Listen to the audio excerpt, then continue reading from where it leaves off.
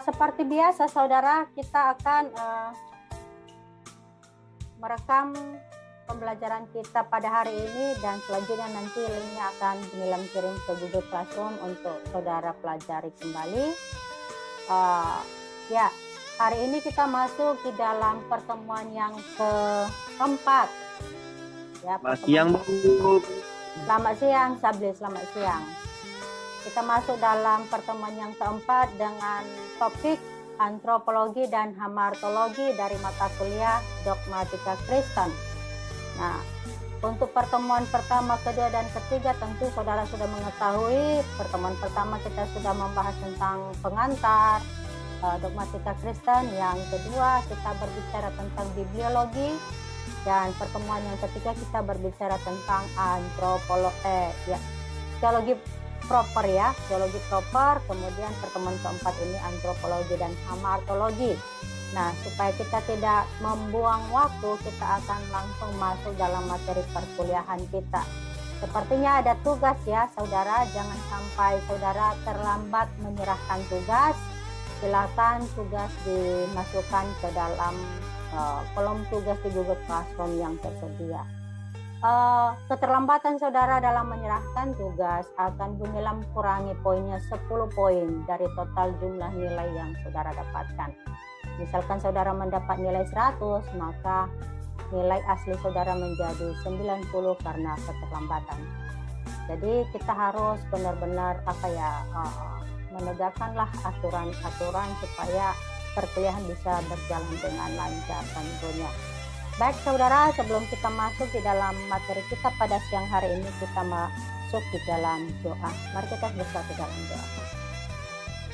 Allah Bapa dalam surga, Allah yang kami sembah di dalam diri Tuhan kami Yesus Kristus, pada siang hari ini kami bersyukur dan berterima kasih atas segala kebaikan Tuhan dalam kehidupan kami. Tuhan telah menganugerahkan kasih setia, kemurahan, kebaikan, sehingga pada siang hari ini kembali kami boleh berkumpul untuk masuk dalam perkuliahan kami dogmatika Kristen pertemuan keempat. Terima kasih Bapa, kami memohon Roh-Mu bekerja dalam hati, pikiran, dan seluruh hidup kami, sehingga proses belajar mengajar pada siang hari ini boleh berjalan dengan lancar, terhindar dari segala gangguan, baik itu melalui jaringan maupun halangan sakit, penyakit, dan kemalasan. Kami sungguh percaya dalam pertemuan kali ini kami akan mendapatkan berkat, bukan saja sekedar ilmu pengetahuan bagi kami, tetapi akan memberkati kerohanian kami untuk terus dapat bertumbuh di dalam Kristus. Terima kasihlah Bapa dalam surga, dalam nama Yesus kami berdoa. Amin. Baik saudara, kita akan langsung masuk saja dalam materi.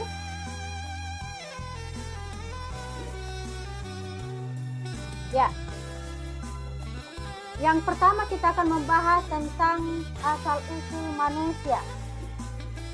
Saudara, sejarah tentang asal-usul manusia merupakan isu yang selalu diperdebatkan, terutama ketika ilmu agama diperhadapkan dengan ilmu sains. Nah, sejarah mencatat upaya untuk menyusun sejarah penciptaan manusia dimulai oleh kaum agamawan. Ya, selama ribuan tahun agama-agama besar di dunia ya seperti agama Yahudi ya, Yudaisme, kemudian apalagi Islam, kemudian Kristen, yang khususnya ini adalah bisa dikatakan sebagai agama-agama monoteisme, telah menyusun sejarah asal-usul manusia untuk disampaikan kepada para pengikutnya tentunya. Nah, setelah itu, setelah kaum agamawan ini melakukan penyelusuran terhadap sejarah asal-usul manusia, kemudian muncullah para kaum filosofi, ya filosof yang berusaha mencari jati diri manusia di luar doktrin agama. Nah, usaha para filosofis ini dilanjutkan oleh para ilmuwan yang melakukan penelitian ilmiah asal-usul manusia, saudara. Ya, tentu penelitian para ilmuwan akan berbeda dengan versi agama. Dan hasilnya sejarah asal-usul umat manusia yang kita ketahui saat ini dapat dibagi sebenarnya dalam dua versi kalau kita runut pada penelitian bahkan ribuan tahun yang lalu, ya, di mana ada versi kaum agama atau bisa kita sebut sebagai kreasionisme, kemudian ada versi kaum ilmuwan, boleh dikatakan ini adalah evolution theory. Nah, saudara, bukan hanya ini sebenarnya, pada belakangan ini, bahkan beberapa mungkin 10 tahun terakhir ini muncul satu teori yang disebut dengan ancient alien. Nah, tentu ini kita akan membahas nanti sejenak sebagai tentu pengantar pada topik antropologi ini. Nah, saudara, kalangan agama berpegang pada keyakinan kreasionisme, yaitu meyakini bahwa manusia diciptakan oleh Tuhan, sehingga mereka dikenal sebagai kreasionis. Ya, tentu kita mudah-mudahan sepaham dalam hal ini bahwa keyakinan kita bahwa manusia itu adalah ciptaan Tuhan. Nah, meskipun berbeda keyakinan tentang zat, ya, atau tentang hakikat Tuhan seperti yang kita pelajari sebelumnya dalam teologi proper, tetapi berbagai agama di seluruh dunia sepakat tentang penciptaan ini, ya, bahwa dalam agama-agama monoteis mengatakan, ya, bahwa Tuhan menciptakan manusia secara tiba-tiba dalam rupa seperti manusia saat ini, saudara.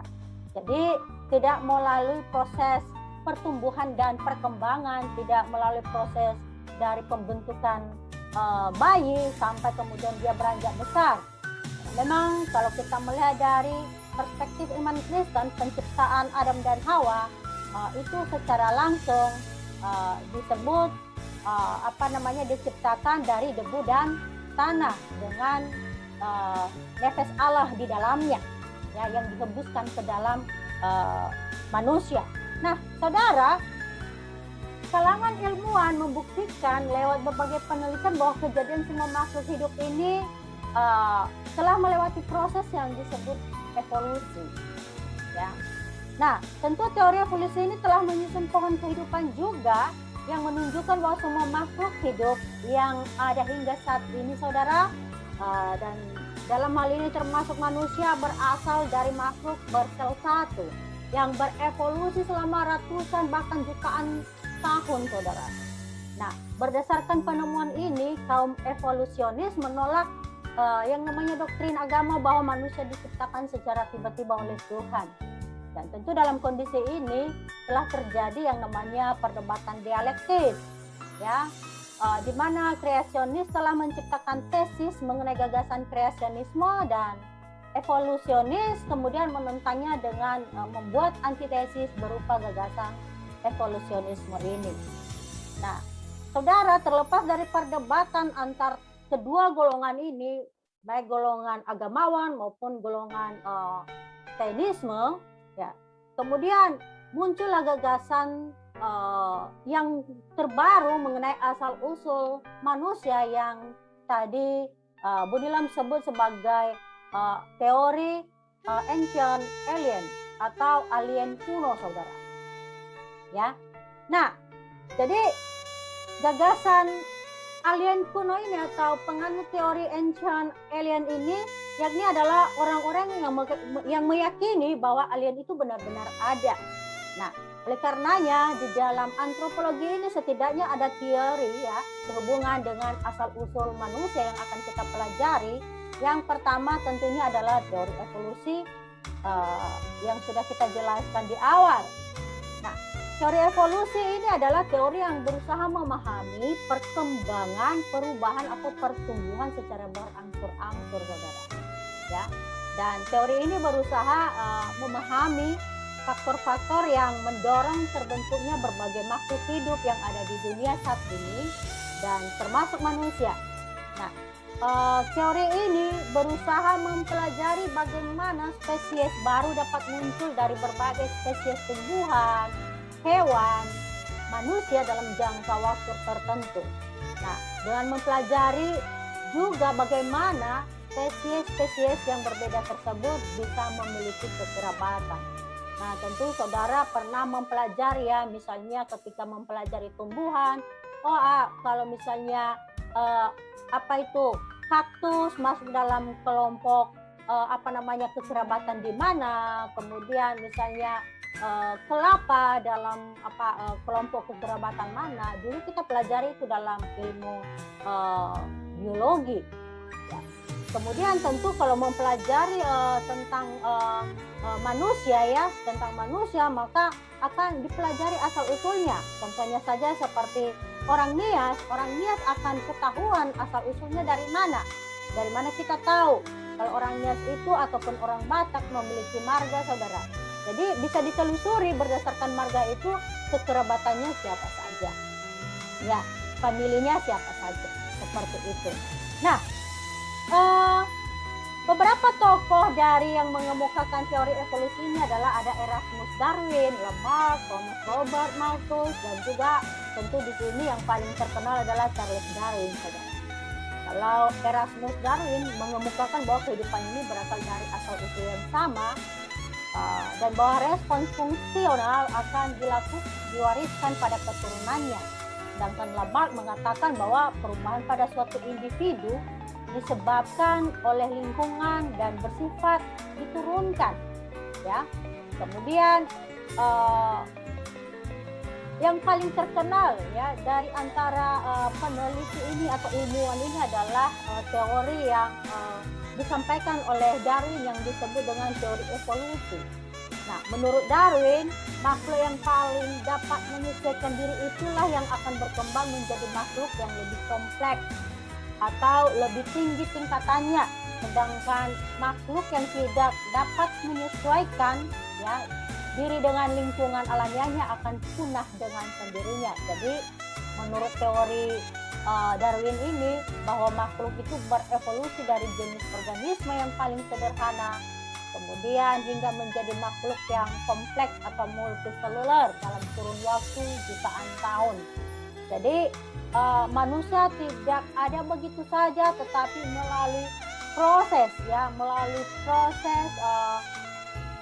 mana ia berkembang, bertumbuh dan kemudian menyesuaikan dirinya dengan alam sekitarnya, saudara, sampai ia kemudian berevolusi. Makanya kalau kita melihat teori Darwin ini dikatakan bahwa manusia itu berasal dari monyet.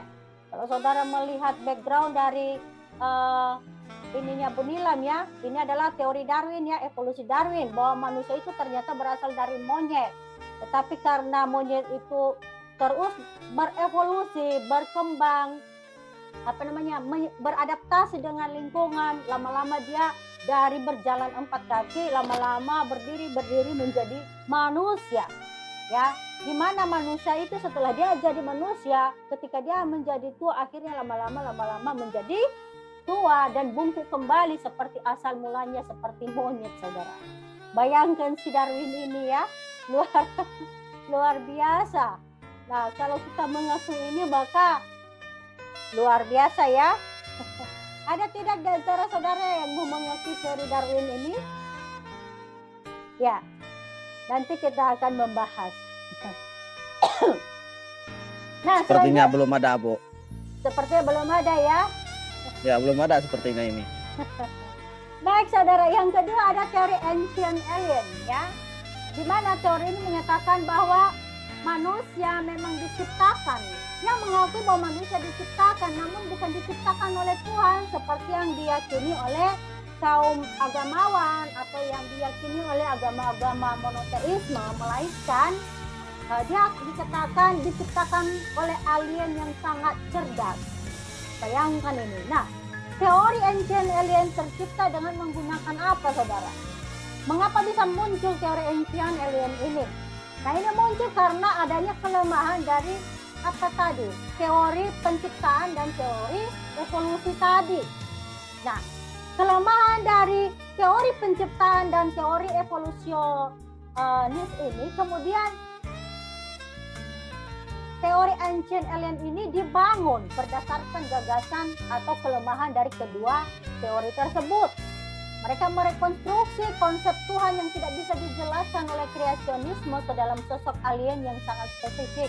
Nah, kita tahu konsep Tuhan dalam keimanan agama-agama monoteisme, bahwa khususnya ya yang namanya agama-agama monoteisme itu, bahwa Tuhan itu tidak kelihatan, ya kan? Tidak bisa dilihat, saudara. Sehingga ini tentu menjadi sebuah masalah bagi pengetahuan dan pengenalan manusia terhadap penciptanya. Nah, tentu teori ancient alien ini menawarkan seorang sosok yang mampu menciptakan manusia, dan sosok itu adalah alien atau alien yang sangat pintar, yang sangat cerdas sekali, ya. Itu menurut teori ancient alien ini. Nah, kemudian mereka mengeksplorasi persoalan missing link tadi tentang konsep Tuhan yang tidak bisa dijelaskan karena tidak kelihatan tadi. Kemudian mereka membentuk teori ancient alien ini, bahwa manusia diciptakan oleh alien yang sangat cerdas, saudara. Nah, jadi proses penciptaan manusia dalam teori ancient alien tidak secara tiba-tiba seperti dalam doktrin agama atau dalam doktrin penciptaan, saudara. Ya, menurut kaum penganut teori ancient alien ini meyakini bahwa pada waktu di mana primata sudah ada di bumi, alien sudah datang ke bumi dan melakukan rekayasa genetik terhadap primata tersebut, sehingga rekayasa genetik menghasilkan berbagai makhluk hominid yang fosilnya telah ditemukan oleh para arkeolog. Nah, seperti fosil-fosil Homo sapiens, ya. Pernah ya dengar ini dalam mata pelajaran kita dulu, asal-usul manusia. Menurut rekayasa genetik ini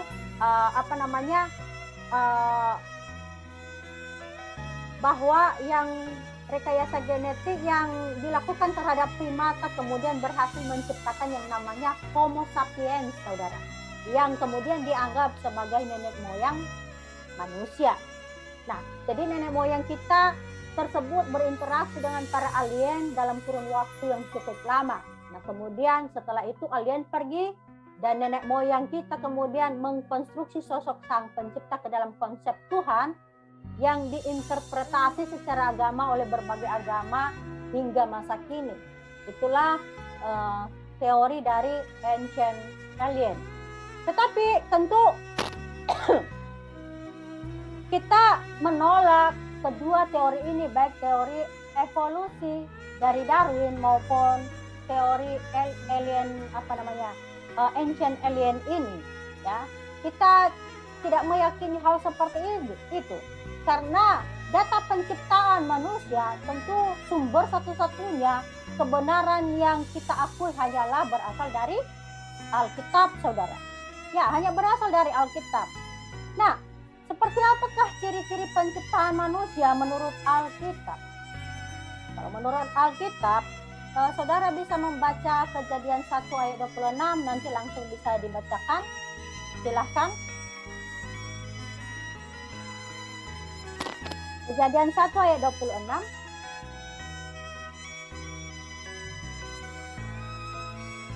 Ayo Sugeng you.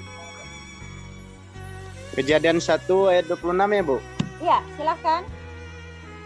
Kejadian 1 ayat yang 26 bunyi firman Tuhan, berfirmanlah Allah, baiklah kita menjadikan manusia menurut gambar dan rupa kita, supaya mereka berkuasa atas ikan-ikan di laut dan burung-burung di udara, dan atas ternak, dan atas seluruh bumi, dan atas segala binatang melata yang merayap di bumi.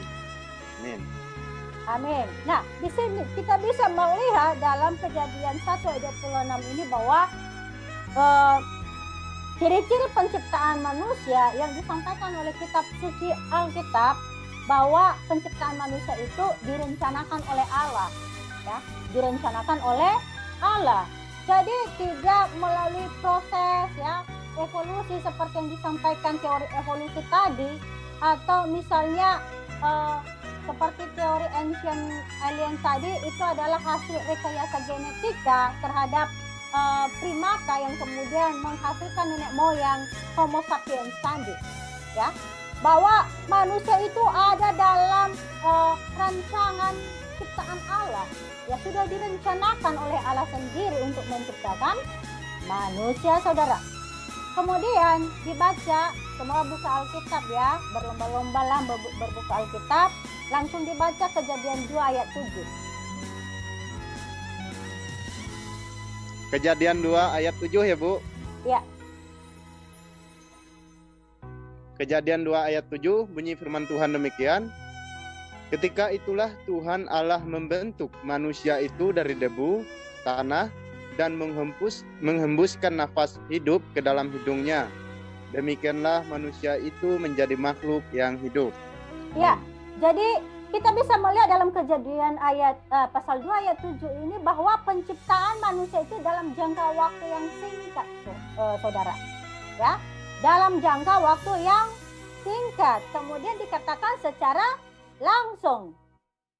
Ya, secara langsung apa? Menjadi manusia dewasa. Manusia dewasa yang sempurna, spesial, dan segera, saudara. Jadi tidak butuh penciptaan manusia di awal sejarah itu tidak butuh jutaan tahun lamanya menunggu evolusi terjadinya evolusi, terjadinya pertumbuhan dan perkembangan, terjadinya perubahan terhadap makhluk hidup untuk bisa beradaptasi dengan sekitarnya, saudara. Ya, itu tidak dibutuhkan, ya, karena menurut versi Alkitab manusia diciptakan dengan jangka waktu yang singkat, langsung, dan kemudian menjadi apa? Merupakan manusia dewasa sempurna, spesial, dan segera, saudara. Seperti itu. Jadi jangan sampai nanti saudara berkata, wah, proses penciptaan itu ratusan juta tahun berlangsungnya. Tidak bisa seperti itu. Seperti yang disampaikan oleh dua teori sebelumnya yang sudah kita bahas. Nah, tentu ini kita berbicara tentang penciptaan manusia, bukan lagi mengenai keturunan dari manusia. Kalau kita berbicara kemudian nanti tentang keturunan manusia pertama, maka tentu kita akan berbicara tentang apa? Manusia yang mengalami evolusi seperti yang disampaikan oleh Darwin. Artinya manusia itu mengalami yang namanya pertumbuhan, perkembangan, mulai dari terbentuknya dari zigot, kemudian bertumbuh selama 9 bulan di dalam rahim seorang ibu, dilahirkan, kemudian dia mengalami yang namanya proses bayi, kemudian anak-anak, kemudian remaja, pemuda, dewasa, baru menjadi tua. Nah, itu yang disebut dengan proses pertumbuhan, ya. Kalau itu yang disampaikan oleh Darwin tentang proses evolusi terkait dengan pertumbuhan dan perkembangan manusia seutuhnya sejak dari zigot sampai dia menjadi orang yang tua, ya. Orang yang tua, ya, kita masih bisa setuju. Tetapi kalau dikatakan bahwa manusia itu melalui evolusi, ya, yang mana ia beradaptasi di lingkungannya dari seekor monyet menjadi seorang manusia, ya tentu itu sangat menyalahi aturan penciptaan, saudara. Ya, nah, aspek-aspek penciptaan manusia, mari kita melihat aspek-aspek penciptaan manusia. Apa saja aspek-aspeknya? Kalau kita melihat dari tujuan, alasan dan ataupun tujuan penciptaan, kita bisa melihat dalam Kejadian 1 ayat 26 sampai 28. Kalau saudara bisa baca di situ, ya. Sebentar ya, saudara. Kita lompat.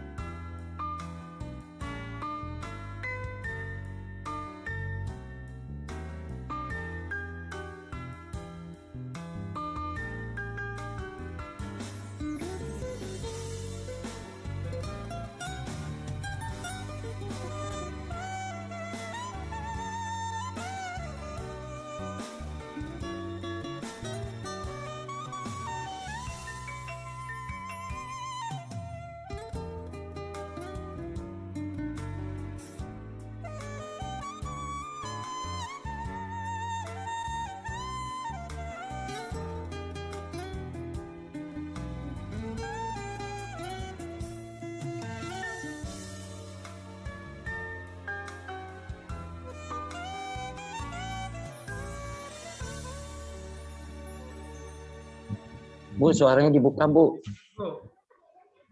Bu, suaranya dibuka, Bu. Oke, sudah. Maaf ya. Kirain tadi Bu Nilam sudah buka. Kalau kita melihat aspek-aspek penciptaan manusia, ya misalnya dari segi aspek alasan atau tujuan penciptaan seperti yang Bu Nilam sampaikan tadi, bisa nanti dibaca di dalam Kejadian 1 ayat 26 sampai 28. Nah, kita bisa melihat di ayat 26 dikatakan di sana bahwa keputusan Allah adalah menciptakan manusia menurut apa? Gambar dan rupa Allah, saudara. Ya, itulah alasan dan tujuan penciptaan, bahwa manusia diciptakan oleh Allah menurut gambar dan rupa Allah. Kemudian ayat 27 berbicara tentang tindakan Allah dalam melaksanakan keputusannya, saudara. Ya, itu adalah tindakan Allah dalam melaksanakan keputusannya. Dan kalau kita melihat ayat 28 menekankan alasan dan tujuan Allah menciptakan manusia. Nah, dikatakan di sana bahwa alasan dan tujuan Allah menciptakan manusia yaitu supaya manusia itu bisa apa? Berbuah, ya kan? Berkembang dan berkuasa atas bumi. Jadi manusia itu sudah ada dalam rancangan penciptaan Allah. Nah, kalau kita berbicara kemudian dari segi cara atau aspek cara atau metode penciptaan, kita bisa melihat dalam Kejadian 7 ayat Kejadian 2 ayat 7, saudara. Kemudian ayat 21 sampai 23. Nah, kita bisa melihat bahwa dalam ayat-ayat tersebut menjelaskan bahwa metode atau cara yang digunakan Allah dalam menciptakan manusia adalah membentuk manusia dari debu tanah dan kemudian apa? Caranya adalah menghembuskan nafas hidup ke dalam hidung manusia dalam proses penciptaan Adam. Ya. Jadi ada materi yang digunakan dalam penciptaan. Apa materinya? Debu, tanah, dan selanjutnya ada nefes Allah, saudara. Nah, selanjutnya kemudian Allah mengambil apa? Dari tulang rusuk Adam. Ketika Allah menciptakan Hawa, Hawa itu dibentuk dari tulang rusuk Adam. Kemudian dibentuklah rupa seorang wanita, ya, yang dipenuhi dengan kecantikan, kelembutan. Makanya dia disebut sebagai penolong, ya, penolong bagi Adam. Nah, di sana juga ada materi dalam penciptaan perempuan, saudara. Materinya adalah tulang rusuk Adam. Makanya ada satu lagu berkata begini, apa? Kau tercipta untukku, kita adalah satu. Pernah tidak mendengar lagu itu? Itu lagu kuno, lagu kuno. Belum pernah, Bu. Ini baru saya dengar dari Ibu nyanyinya. Merdu, Bu. Ya, nanti kita bisa minta Pak Joseph untuk bernyanyi untuk kita. Oh iya, boleh. Di akhir mata kuliah ini, ya. Oke, saudara, ya. Pak Yosef. Nah, itu dia. Jadi aspek cara atau metode penciptaan itu bahwa manusia itu khususnya Adam diambil dari debu tanah, kemudian dihembuskanlah nefes Allah di dalam hidupnya, di dalam melalui hidungnya. Demikian juga ketika wanita diciptakan oleh Allah, itu diambil dari tulang rusuk Adam, kemudian diciptakanlah wanita, yang mana wanita itu memiliki sisi kelembutan, sisi kefeminiman, ya, kecantikan di dalamnya, ya. Dan dia dikatakan dalam Alkitab sebagai seorang penolong, ya. Penolong, saudara, bukan itu, ya, tulang punggung. Jangan sampai nanti ada ini kita salah persepsi. Kadangkala kalau dilihat sekarang khususnya di Indonesia, ya, banyak sekali adat istiadat yang menjadikan wanita tulang punggung, bukan lagi seorang penolong, ya. Harus dibedakan yang namanya tulang punggung keluarga dengan penolong seperti yang disampaikan oleh Alkitab. Kalau bicara adat nih, khususnya di Nias, ya, Nias induk, Nias utara, ya, Nias barat, rata-rata itu wanita menjadi tulang punggung keluarga. Dan bukan hanya itu, saya melihat juga di seperti di Sumba, sepertinya wanita juga menjadi tulang punggung keluarga. Itu sangat menyalahi aturan yang ada di dalam Alkitab, saudara. Yang mana Alkitab kalau Alkitab mengakui wanita hanya sebagai penolong. Bahkan ketika manusia jatuh di dalam dosa, dikatakan Adamlah yang bekerja keras, bukan Hawa, saudara. Saya juga heran kenapa sampai hari ini kemudian terjadi pembalikan fakta. Jadi wanita yang menjadi pekerja keras. Hal itu bisa terjadi, Bu, karena wanita itu lebih kuat daripada laki-laki sebenarnya. Siapa bilang? Itu Saya, Bu. Ya, kamu yang berkata begitu, artinya kamu berlindung di balik punggung perempuan berarti. Aduh. Oke. Mari kita stop joknya, kita lanjut lagi ya. Kita lanjut.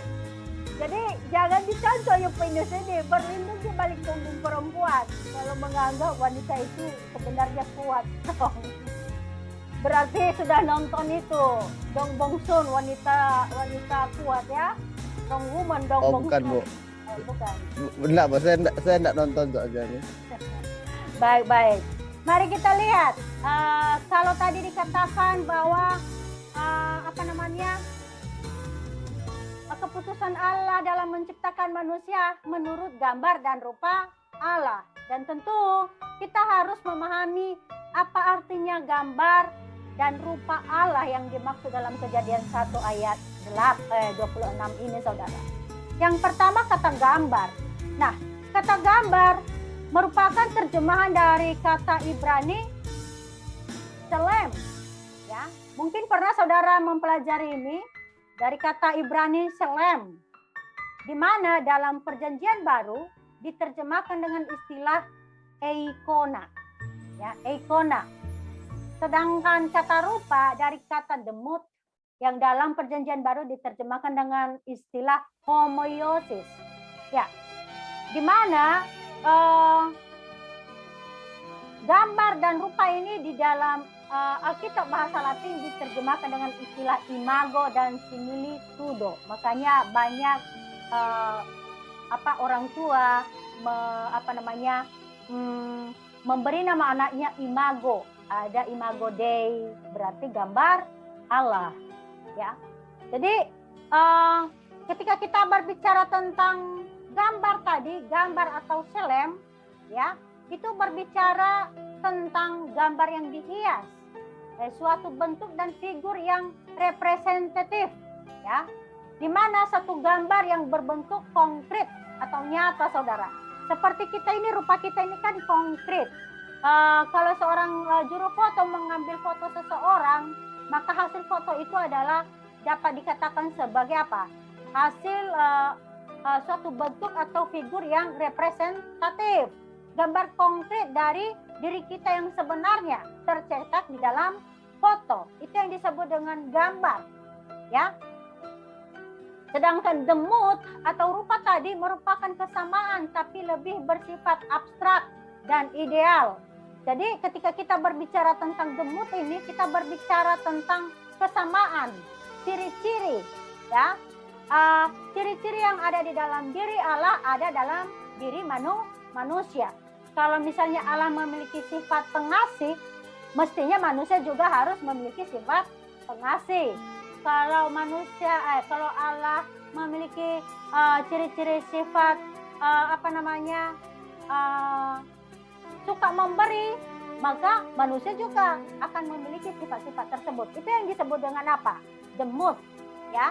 Demut atau rupa, ya. Ini bersifat abstrak atau ideal. Jadi yang dimaksud menurut gambar dan rupa Allah di dalam Kejadian 1 ayat 26 itu adalah bahwa pada satu sisi manusia merupakan refleksi yang konkret, ya, nyata, ya, refleksi yang nyata dari Allah, tetapi sekaligus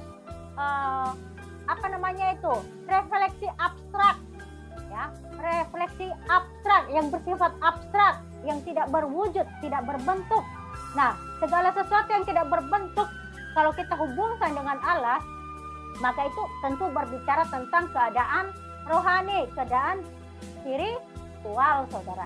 Jadi yang dimaksud menurut gambar dan rupa Allah adalah bahwa pada satu sisi manusia diciptakan merupakan refleksi yang konkret atau nyata dari Allah, tetapi sekaligus juga merupakan refleksi secara rohani atau spiritual yang bersifat abstrak, ya, tidak berbentuk, ya, rupa-rupa ilahi itu ada di dalam diri manusia, ya, rupa-rupa ilahi itu ada di dalam diri manusia.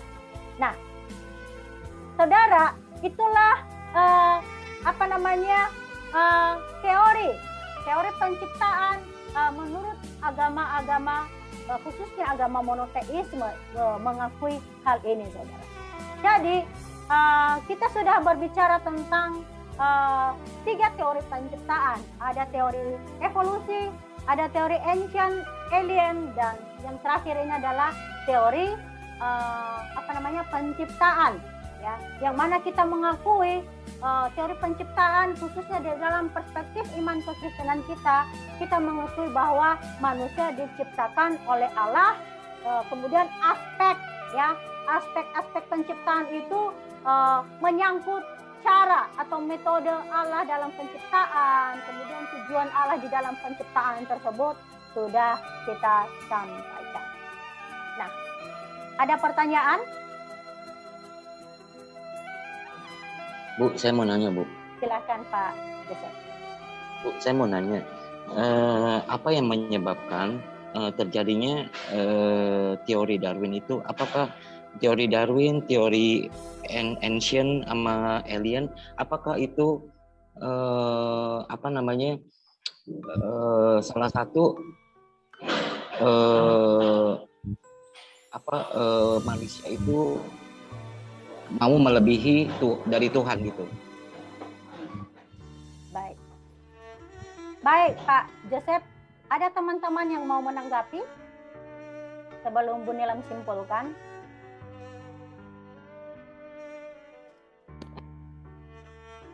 Ya, kalau memang tidak ada menanggapi dari pertanyaan Pak Joseph tadi, ya, bahwa mengapa bisa muncul teori evolusi, kemudian ancient alien tadi. Ya, kalau kita melihat, istilahnya kita menyoroti dari sudut iman kekristenan yang mana mengakui yang namanya penciptaan, ya, teori penciptaan, ya, yang mana sudut pandang atau kebenaran tentang penciptaan itu satu-satu sumbernya adalah kitab suci menjelaskan hal tersebut. Maka ketika muncul tentang teori Darwin atau ancient ini, tadi Bu Nilam sudah jelaskan di awal, itu karena sudut yang diambil, ya, perspektif yang diambil itu dari perspektif sains, ya, dari perspektif ilmu pengetahuan, di mana manusia itu selalu memiliki rasa penasaran untuk melakukan penelitian, untuk mengembangkan ilmu pengetahuan. Tetapi di sini sebenarnya pada akhirnya hasil temuan itu, ya, tentu ada yang bertentangan dengan apa yang disampaikan oleh data kitab suci. Dan tentu itu bukan hal yang baru dalam pemikiran kita. Berbagai teori-teori tersebut bisa muncul karena tentu yang pertama adanya rasa penasaran dari diri manusia untuk bisa melakukan berbagai penelitian, ya, sehingga memunculkan berbagai teori seperti ini, saudara. Nah, kalau kita berbicara dari sudut iman kekristenan, tentu teori yang dimunculkan ini ketika diperhadapkan dengan keimanan, maka itu dianggap sebagai sebuah penolakan terhadap hasil karya Allah, khususnya di dalam penciptaan. Seperti itu, Pak Joseph. Jadi apakah ada muatan penentangan terhadap karya Allah dalam penciptaan? Pasti ada. Kalau sampai manusia memunculkan teori-teori ini, ya tentu ini teori yang menentang karya ciptaan Allah sebenarnya. Ya. Jadi kembali lagi bahwa hal-hal ini terjadi kalau kita menyoroti dari iman Kristen, hal ini terjadi ya tentu tidak jauh karena manusia sudah ada di dalam dosa, ya. Artinya ketika manusia sudah ada di dalam dosa, maka hubungan dengan Allah sudah tidak ada, maka manusia tentu mau mencari jati dirinya, ya. Dia tercipta dari mana, oleh karena apa, dan karena terbatasnya pengetahuan, pengenalan manusia akan Allah mengakibatkan munculnya berbagai teori ini. Seperti itu, Pak. Mana tadi, Pak? Joseph. Oke, Bu, terima kasih banyak, Bu. Ya, sama-sama, semoga ini bisa menjelaskan bagi kita semua juga. Jadi berbagai teori yang muncul ini tentu tidak terlepas karena kita harus melihat dari perspektif iman Kristen, itu tidak terlepas dari pertama seperti yang Bu Nilam jelaskan pada minggu-minggu sebelumnya, keterbatasan manusia dalam pengenalannya, dalam pengetahuannya, dalam mendefinisikan tentang keberadaan Allah. Ya, kemudian tentu unsur kejatuhan manusia di dalam dosa juga mempengaruhi pengenalan tersebut, sehingga di dalam usaha mencari jati diri manusia itu diciptakan oleh siapa, muncul dari siapa, sehingga memunculkan berbagai teori, dan itu dilihat dari sudut sains, ya, sains sadis seperti itu, Pak Joseph. Oke. Kita lanjut, kalau ada pertanyaan nanti bisa dilakukan lagi ya di dalam kesempatan berikutnya. Mari kita lanjutkan tentang hakikat manusia, saudara. Nah, saudara, pada waktu Tuhan menciptakan Adam, ini kembali lagi kita melihat tentu dalam perspektif iman Kristen. Pada waktu Tuhan menciptakan Adam, Ia mengambil debu tanah dan menghembuskan nafas hidup supaya menjadi makhluk hidup, saudara. Kejadian 2 ayat 7. Nah, di sini ada 2 tahapan dalam penciptaan, yaitu unsur tanah material dan nafas Allah non material yang memberi hidup. Ya, tadi sudah kita sampaikan pada penjelasan sebelumnya. Nah, ketika kita berbicara tentang unsur kebendaan atau material yang terdapat, kita bisa melihat terdapat berbagai bentuk atau organ di dalam tubuh manusia, saudara. Ya, ada saluran darah, otak, otot, rambut, dan lain-lain. Sedangkan unsur bukan kebendaan atau non-material, maka kita berbicara tentang jiwa, roh, hati nurani, kemauan, kesadaran, yang mana semua itu tidak bisa kita lihat. Ya, karena ini bersifat hal-hal yang tidak kelihatan. Nah, saudara, baik material maupun non material menjadi satu kesatuan yang membentuk kehidupan manusia. Ya, tidak mungkin ada tubuh, ya, kalau tidak ada jiwa, roh, hati nurani, kemauan. Itu nanti apa bedanya dengan binatang, ya, yang tidak, binatang saja memiliki apa? Memiliki jiwa, ya, memiliki jiwa binatang. Makanya dia bisa hidup. Kalau dia tidak punya jiwa, dia pasti sudah mati. Dia hanya tinggal seonggok tulang yang dibungkus oleh daging, saudara. Nah, kan? Nah, seperti apakah sifat materi? Apa saja bagian sifat materi? Apa saja unsur-unsurnya, saudara? Firman Tuhan, ya, dalam Galatia 2 ayat 20, kemudian Roma 7 ayat 18, dikatakan di sana bahwa aspek manusia yang bersifat materi yang mempunyai potensi untuk berkomunikasi dengan dunia atau alam dunia. Jadi di dalam ayat-ayat tersebut ada istilah sarf. Nah, sarf ini adalah daging, saudara. Daging, ya, daging. Kemudian ada soma. Nah, soma ini adalah roh, jiwa. Matius 6 ayat 22. Coba dibaca, saudara. Ada yang bisa baca bagi kita? Matius 6 ayat 22.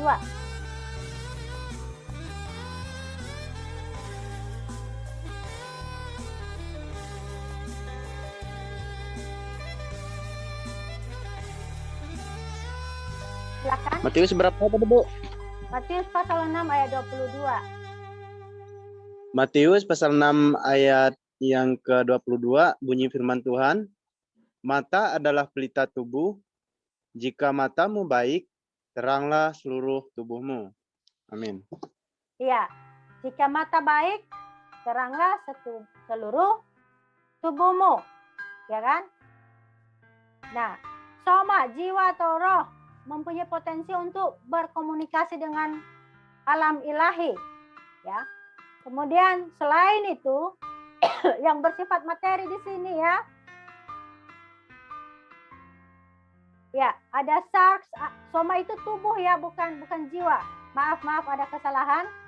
Soma itu adalah tubuh, ya. Tubuh bisa dibilang indera yang kelihatan. Apa indera yang kelihatan? Ada mata, ya kan? Ada hidung, ada pipi, ada mulut. Itu disebut dengan soma, tubuh. Mempunyai potensi untuk berkomunikasi dengan alam ilahi. Kemudian selain itu dalam Filipi 3 ayat 21 juga disebut di sana tentang tubuh kehinaan. Jadi tubuh panah kita ini disebut tubuh kehinaan. Kemudian 2 Korintus 4 ayat 4 dan 7 dianalogikan sebagai bejana tanah. Tubuh kita ini dianalogikan sebagai bejana tanah. Kemudian bait Roh Kudus. 1 Korintus 3 ayat 16 dan 6 ayat 19. Tubuh kita ini dikatakan atau dianalogikan sebagai bait Roh Kudus.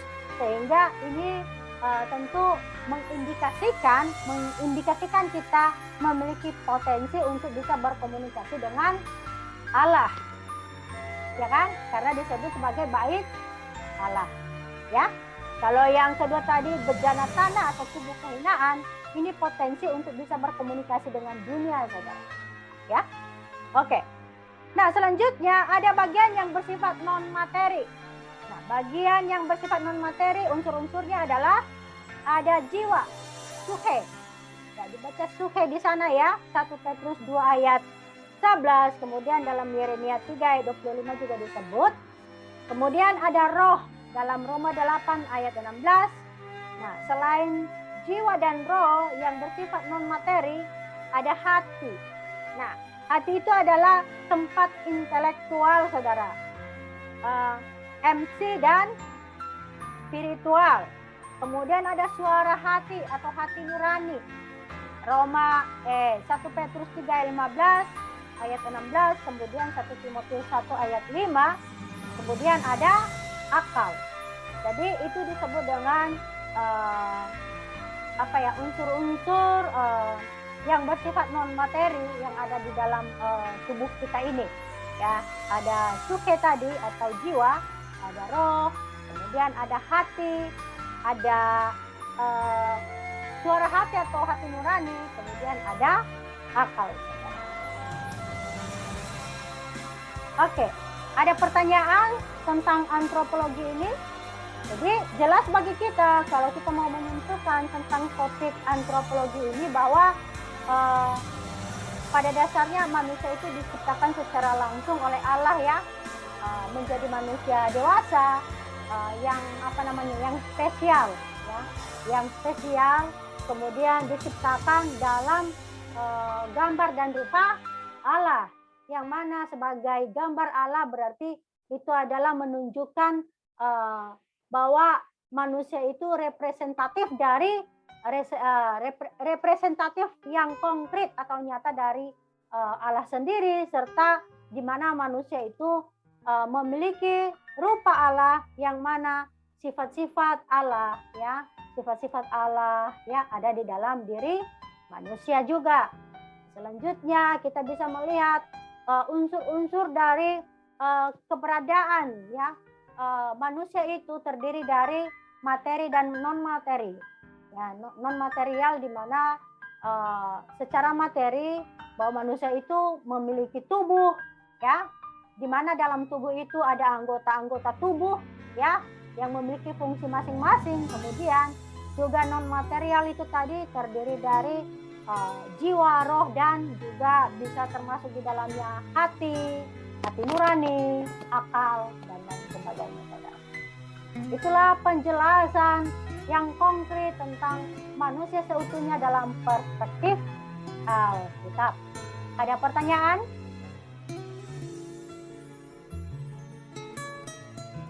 Ada yang mau kita diskusikan?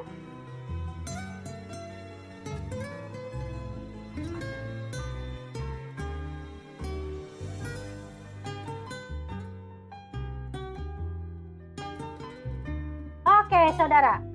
Kita lanjut dalam topik hamartologi, ya.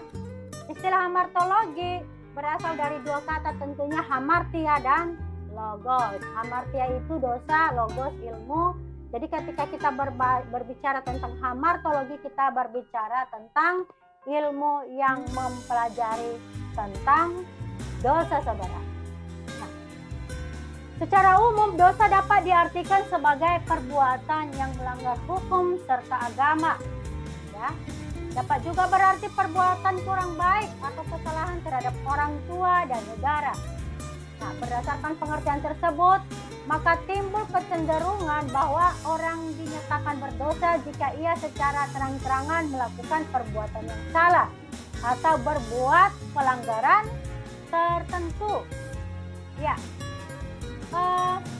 jika demikian, saudara, maka akan ada kecenderungan pemikiran bahwa orang yang hidupnya saleh, suka beramal dan tidak melakukan pelanggaran yang nyata dikategorikan sebagai orang yang tidak berdosa. Apakah benar demikian? Nah, tentu konsep ini bertentangan dengan ajaran firman Tuhan. Karena dosa bukan hanya mengenai perbuatan jahat, saudara, tetapi juga sikap hati atau keadaan menjauh dari Allah. Nah, oleh karenanya dosa meliputi perbuatan pelanggaran serta sikap hati yang salah di hadapan Tuhan. Jadi dosa itu tidak hanya berbicara tentang apa yang kita perbuat setiap hari, tetapi juga sikap hati yang salah di hadapan Tuhan. Saya tidak bisa mengetahui apa sikap hati saudara seperti apa. Apakah ada yang salah atau bertentangan di hadapan Tuhan atau tidak? Yang cuma tahu itu hanya saudara dan Tuhan. Sikap hati saya juga yang tahu hanya saya sendiri dengan Tuhan. Mungkin perbuatan pelanggaran yang lebih kepada tindakan itu bisa transparan di hadapan manusia, tetapi sikap hati tidak ada yang tahu. Makanya dikatakan bahwa dosa itu bukan saja perbuatan pelanggaran ya yang terlihat dalam tindakan, tetapi juga sikap hati yang salah di hadapan Tuhan. Nah, saudara, seperti apakah ajaran Alkitab ya tentang dosa? Alkitab mengajarkan bahwa dosa berasal dari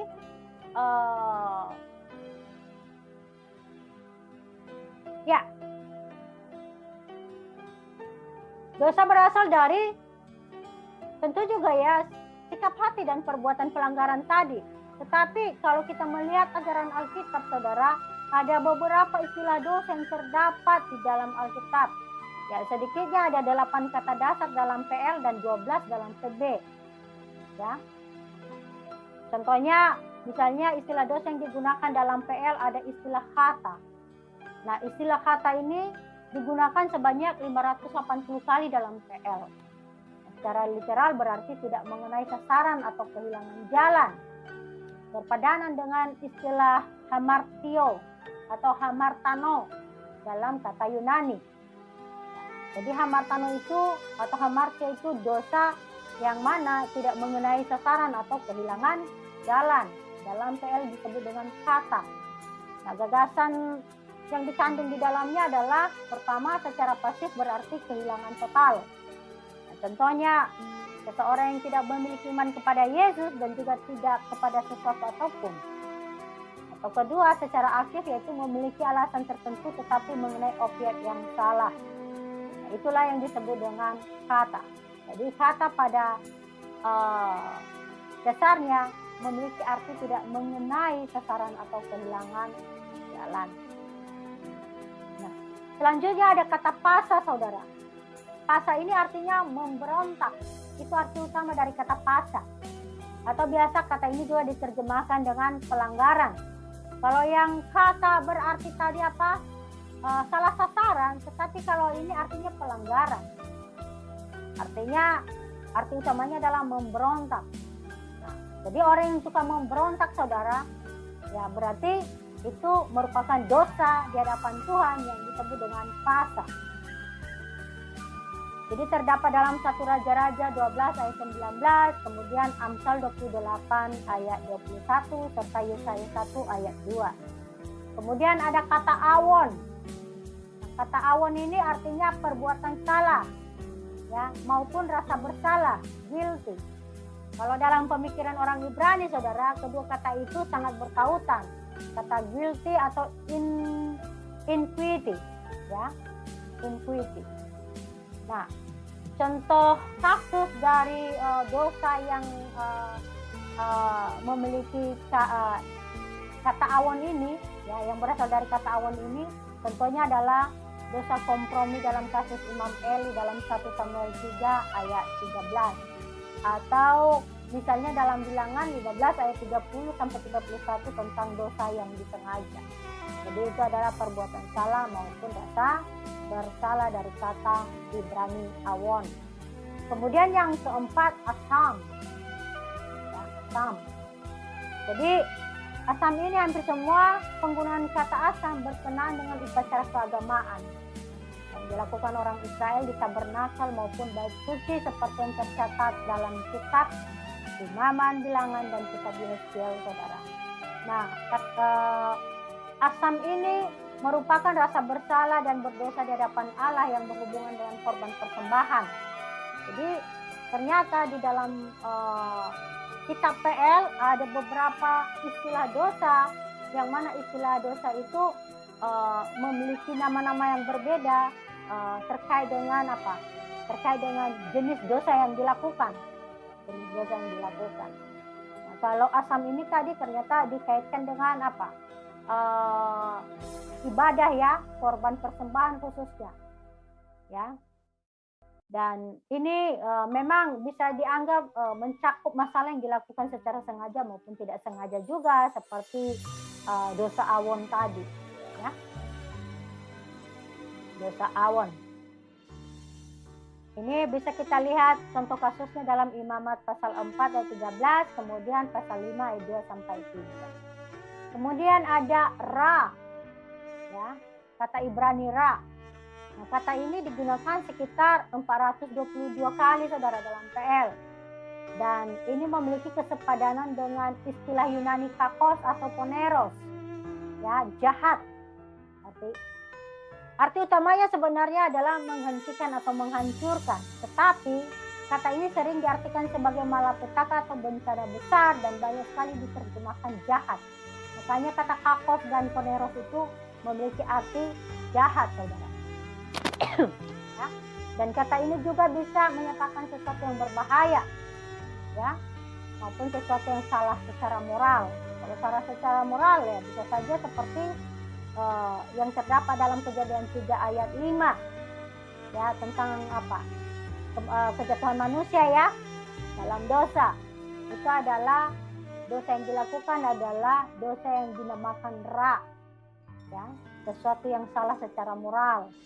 Kemudian ayat 3, pasal 38 ayat 7 dalam Hakim-Hakim 11 ayat 27. Kemudian bisa dibandingkan dengan Yesaya pasal 45 ayat 7, saudara. Kemudian ada kata sagah. Apa itu kata sagah? Nah, kata sagah di sini, saudara, adalah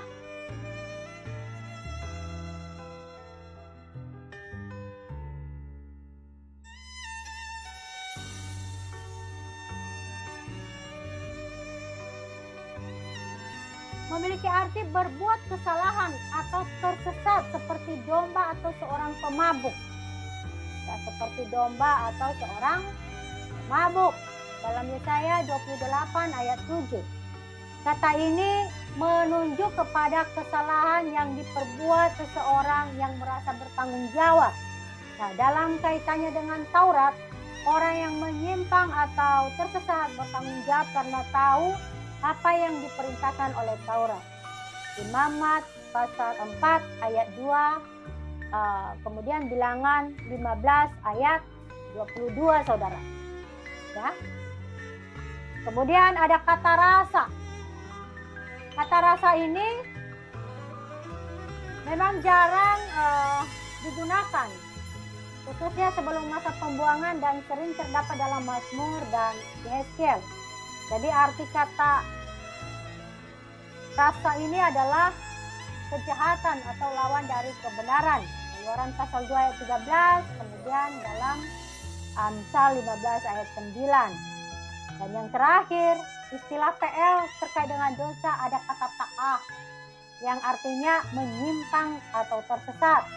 Nah, dosa yang dilakukan dengan sengaja, bukan kebetulan, walaupun si pelaku tidak menyadari ruang lingkup dosanya.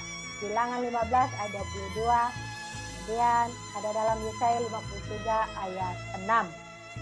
Jadi itu saja saudara, nama-nama ya, istilah-istilah atau istilah-istilah dosa di dalam Perjanjian Lama. Mari kita akan melihat di dalam Perjanjian Baru.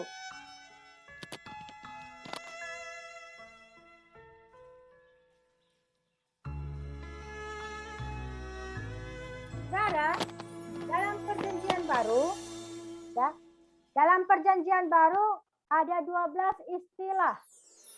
Ada 12 istilah dosa. Ya. Ada istilah sakos, ya. Ada istilah poneros, asebes, kemudian enokos, ya, hamartia, kemudian aditya, anomos, parabasis, agnoeo. Banyak sekali istilah dosa, ada planao, kemudian paraptoma, hupokrisis. Nah, khusus hupokrisis ini artinya berpura-pura. Ya, berpura-pura saudara. Kalau di dalam kitab suci, khususnya dalam 1 Timotius 4 ayat 2 dikatakan, guru-guru palsu pada akhir zaman berlaku pura-pura, bukan laku yang sebenarnya, dan banyak orang akan mengikuti mereka. Nah, orang yang berpura-pura ini disebut sebagai orang-orang munafik. Ya, orang-orang munafik adalah orang-orang yang menipu dirinya sendiri. Ya, di mana orang-orang munafik ini menjadikan yang salah menjadi benar, kemudian menipu orang lain. Saudara, penting untuk kita pahami tentang hipokrisis ini ya. Karena istilah dosa yang satu ini sering sekali terjadi dalam kehidupan kita, dalam kehidupan manusia. Bukan hanya di dalam bukan hanya di dalam kehidupan orang dunia, tetapi di dalam kekristenan sendiri banyak orang yang berhipokrisis, berpura-pura, ya.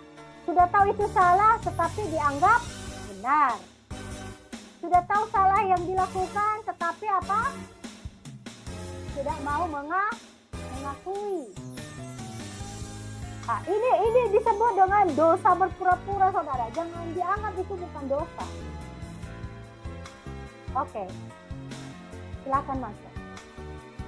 Ya, jadi jangan dianggap itu bukan dosa ketika kita berpura-pura. Contohnya nih, Bu Nilam bertanya sama saudara, sudah kerjakan tugas?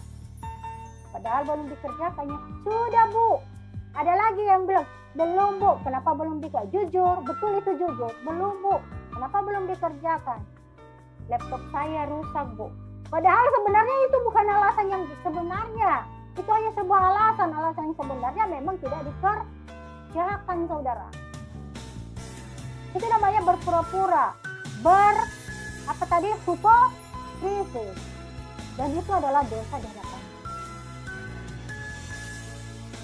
Dosa di hadapan. Ya. Nah, jadi saya Bu Nila menegaskan tentang dosa yang satu ini yang banyak sekali terdapat dalam kehidupan kita. Nah, semoga ketika kita mendengar ini terjadi pertobatan saudara di dalam hidup kita. Kita tidak mau lagi berpura-pura. Mengapa nggak masuk kelas hari ini?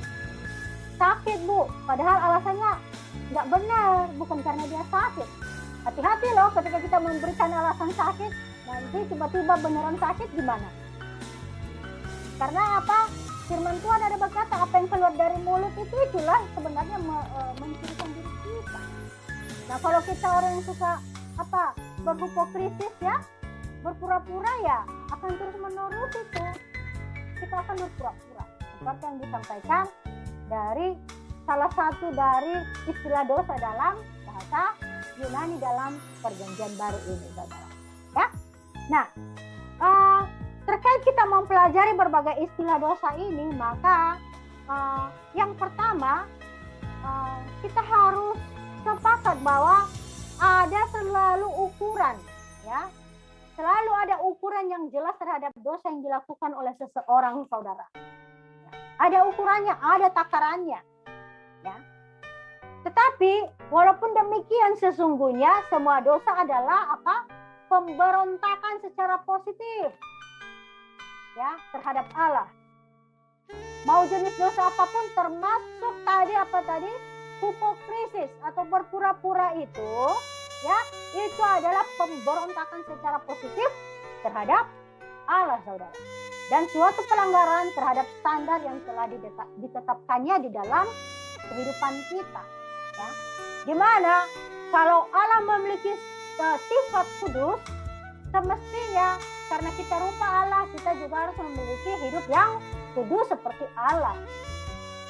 Tetapi yang terjadi kan tidak seperti itu, ya. Makanya dikatakan bahwa sesungguhnya semua dosa adalah pemberontakan secara positif terhadap Allah dan suatu pelanggaran terhadap standar yang telah ditetapkannya. Kemudian kejahatan dapat mengambil berbagai macam bentuk, saudara. Jadi jangan anggap bahwa kejahatan itu hanyalah tentang pembunuhan, kejahatan itu hanyalah tentang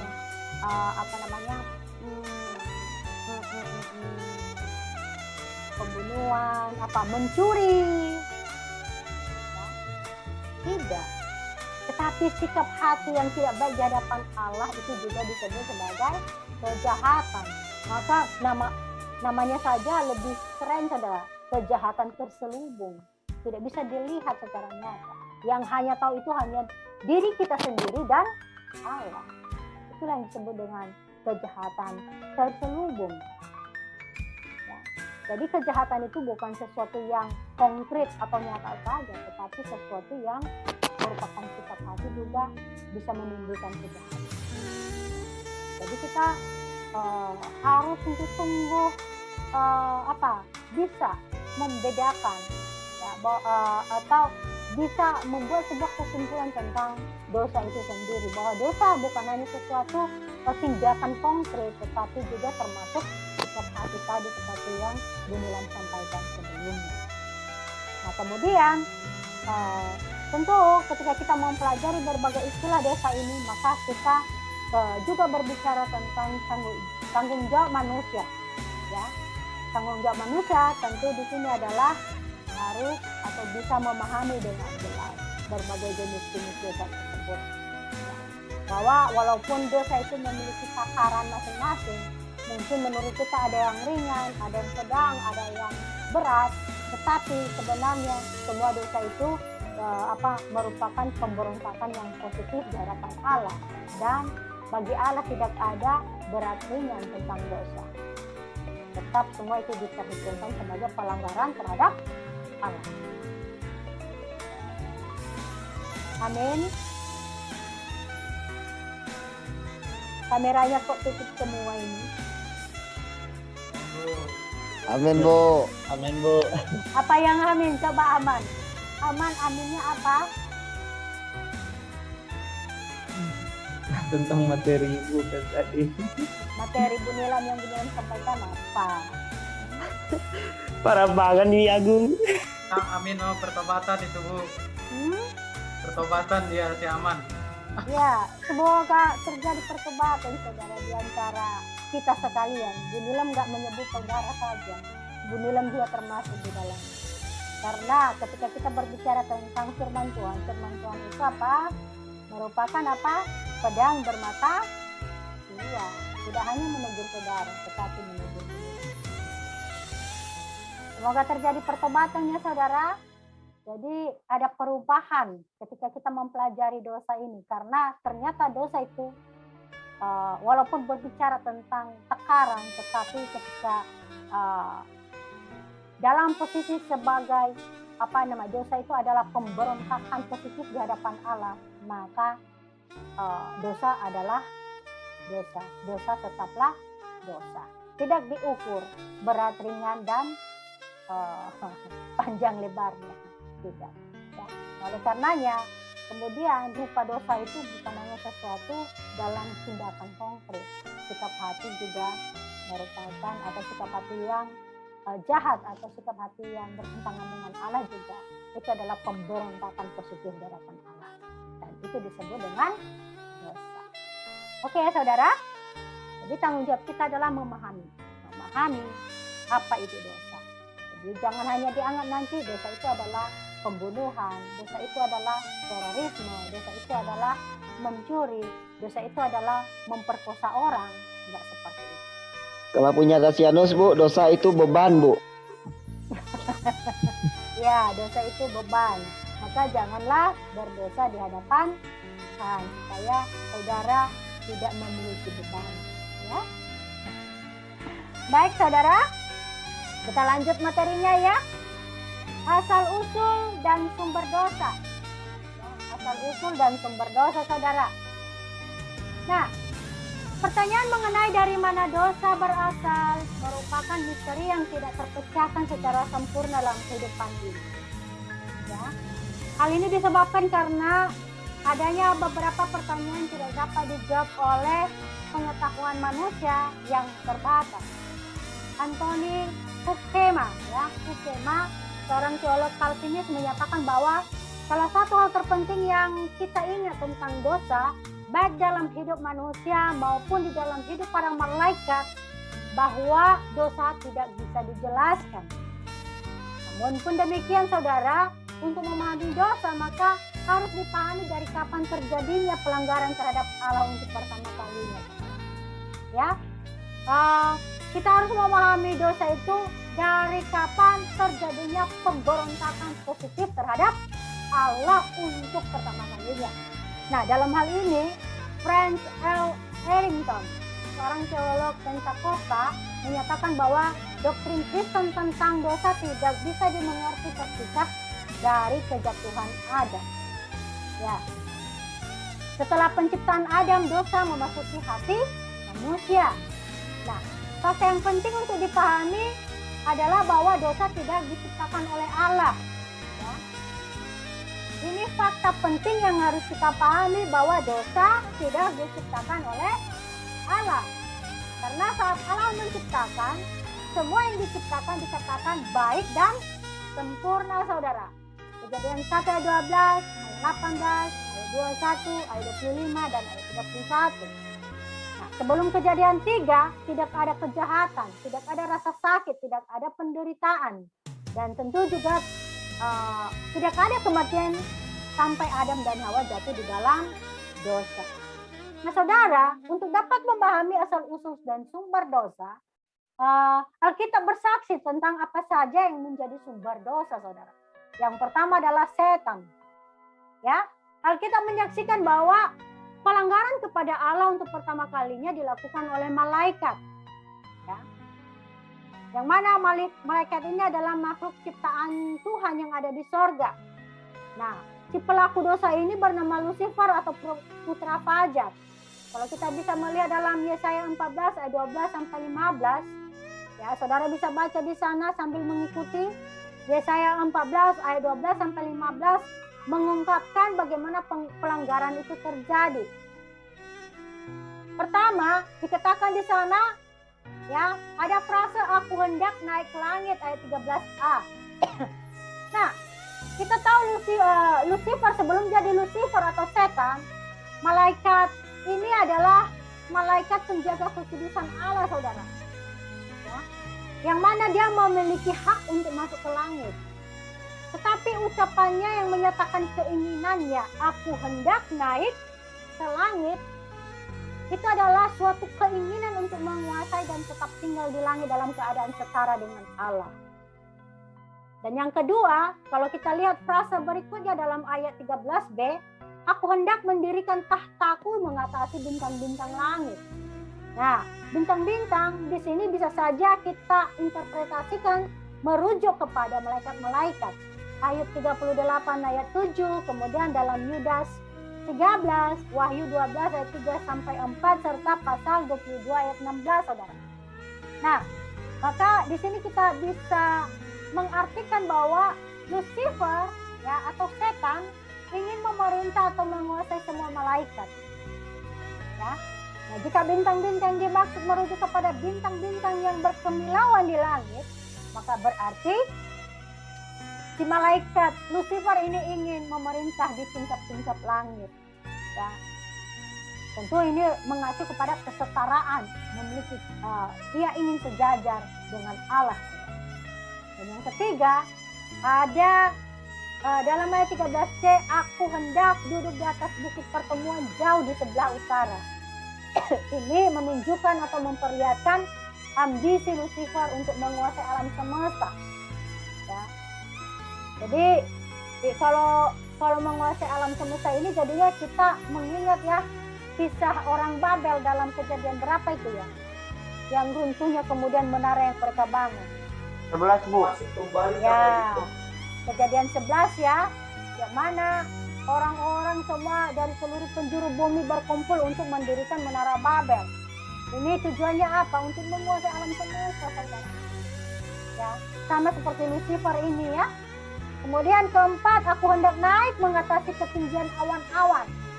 Nah, di sini Lucifer menginginkan kemuliaan yang dimiliki Allah. Kalau kita melihat dalam beberapa teks kitab suci, awan-awan seringkali dihubungkan dengan kehadiran Allah. Nah, kita bisa melihat dalam Keluaran 16 ayat 10, kemudian juga dalam Wahyu 19 ayat 1. Dan yang kelima, saudara, ya, ada frase aku hendak menyamai yang maha tinggi. Ya, keinginan untuk menyamai Allah. Jadi di sini kita bisa melihat bahwa Lucifer ini menjalankan otoritas dan kekuasaan di dunia yang sebenarnya milik Allah. Makanya dosa Lucifer ini dianggap sebagai pemberontakan atau tantangan langsung terhadap kuasa dan otoritas Allah. Ketika kita berbicara ini tentu semua berbicara dengan satu kata, yaitu kesombongan. Kesombongan Lucifer inilah yang kemudian menjadikan Allah yang Maha Suci menjatuhkan Lucifer ke bumi, bahkan ke dunia orang mati. Yesaya 14 ayat 12 dan ayat 15. Kemudian menjadi setan. Setan artinya musuh atau lawan Allah.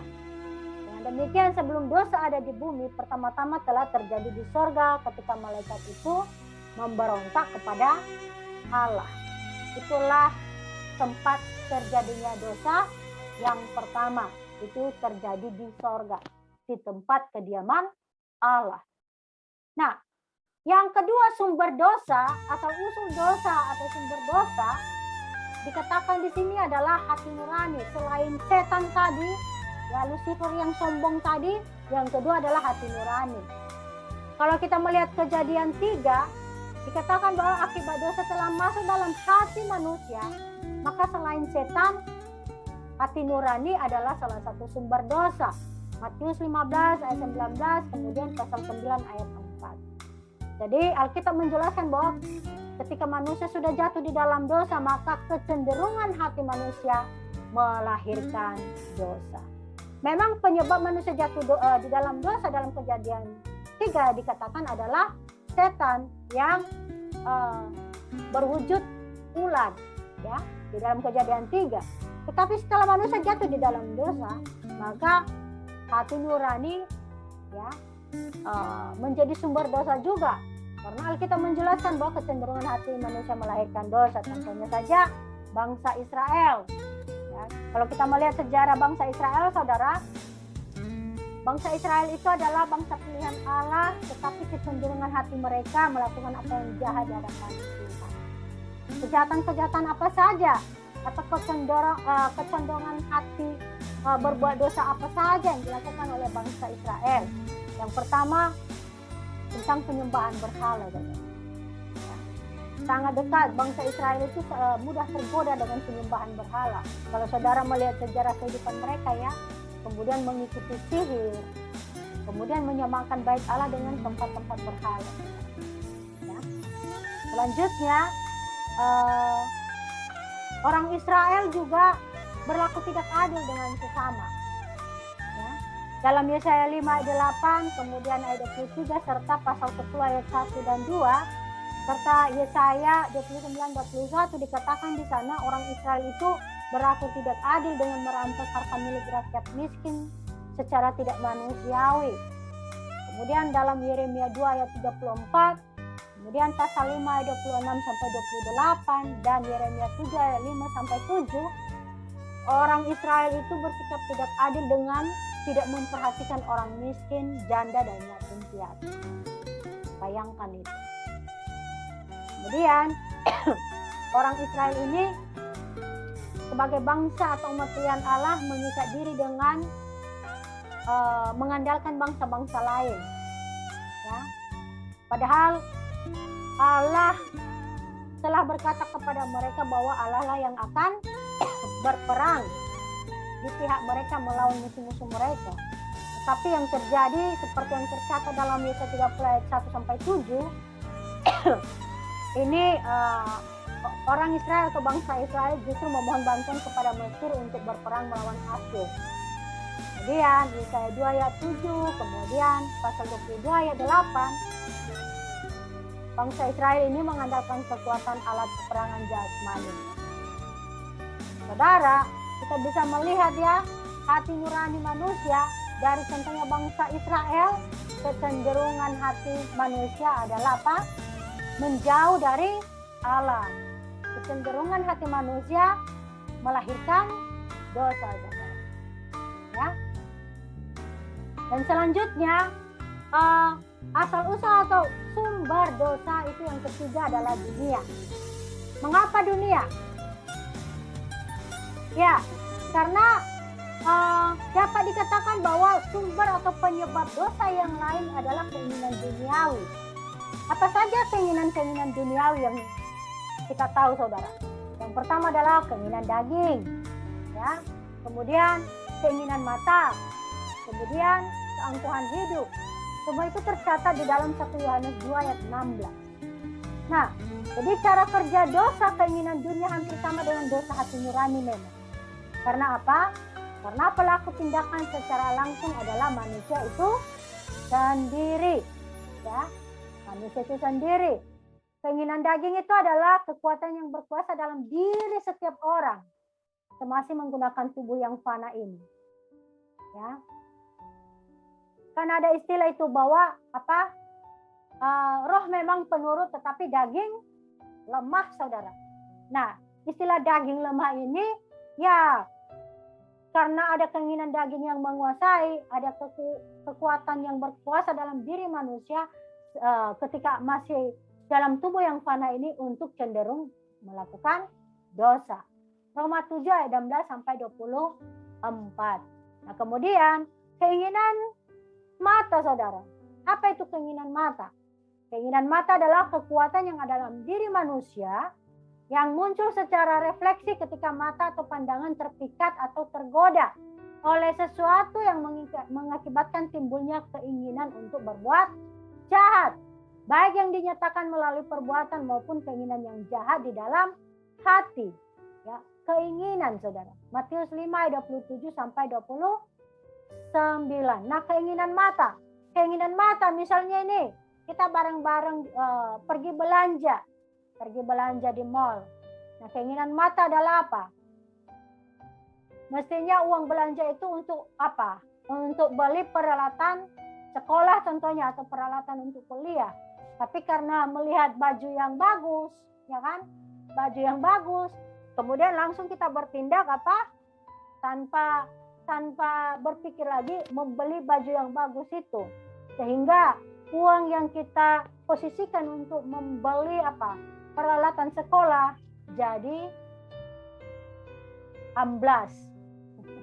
Ya, itu namanya keinginan mata. Keinginan mata juga seperti ini, khususnya untuk laki-laki. Kita bicara laki-laki dulu ya. Keinginan mata. Sudah punya pacar, tapi masih melirik cewek cantik, yang lebih cantik, merasa lebih cantik dari pacarnya. Ketawanya si Frankie ini. Buaya ibu. Buka kameranya semua, Bu Nila mau lihat ini. Senyum-senyum di balik kamera. Iya kan, sudah punya pacar cantik tapi merasa cewek di sana itu lebih cantik dari pacarnya. Akhirnya apa? Bertengkar, marahan, putus. Oh, kupikir akhirnya jomblo tadi, Bu.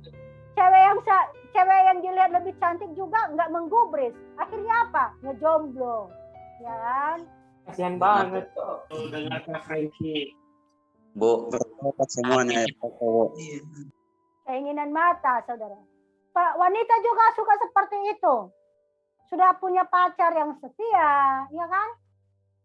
Sudah punya pacar yang setia, perhatian. Tapi melihat yang di sana lebih keren. Yang di sana lebih gagah. Ternyata kegagahannya itu isinya kosong, saudara. Kosong secara ilmu, kosong secara dompet pula. Gigit jari. Cowok yang perhatian tadi udah diputusin gara-gara cowok yang keren di sono. Nirmala itu. Nirmala, bertobat Nirmala. Ya. Cuma Nirmala yang dengar di sini ya. Pesertanya. Iya saudara ya. Oke. Jadi itu keinginan mata. Banyak sekali keinginan mata. HP. Kita sudah punya HP. Tapi pengen HP yang di sono lagi. Lebih keren. Akhirnya apa? Kita nggak punya duit untuk membeli HP yang keren itu. Akhirnya kita menghalalkan segala cara untuk bisa menebus itu HP yang keren. Keinginan mata. Nah, ada lagi keinginan mata bukan hanya dalam bentuk tindakan, tetapi juga dalam bentuk sikap hati. Keinginan mata seperti ini. Kita melihat teman kita. Ya kan? Kok si Sabli itu ganteng banget ya? Akhirnya ternyata cewek Sabli itu adalah cewek yang kita taksir juga.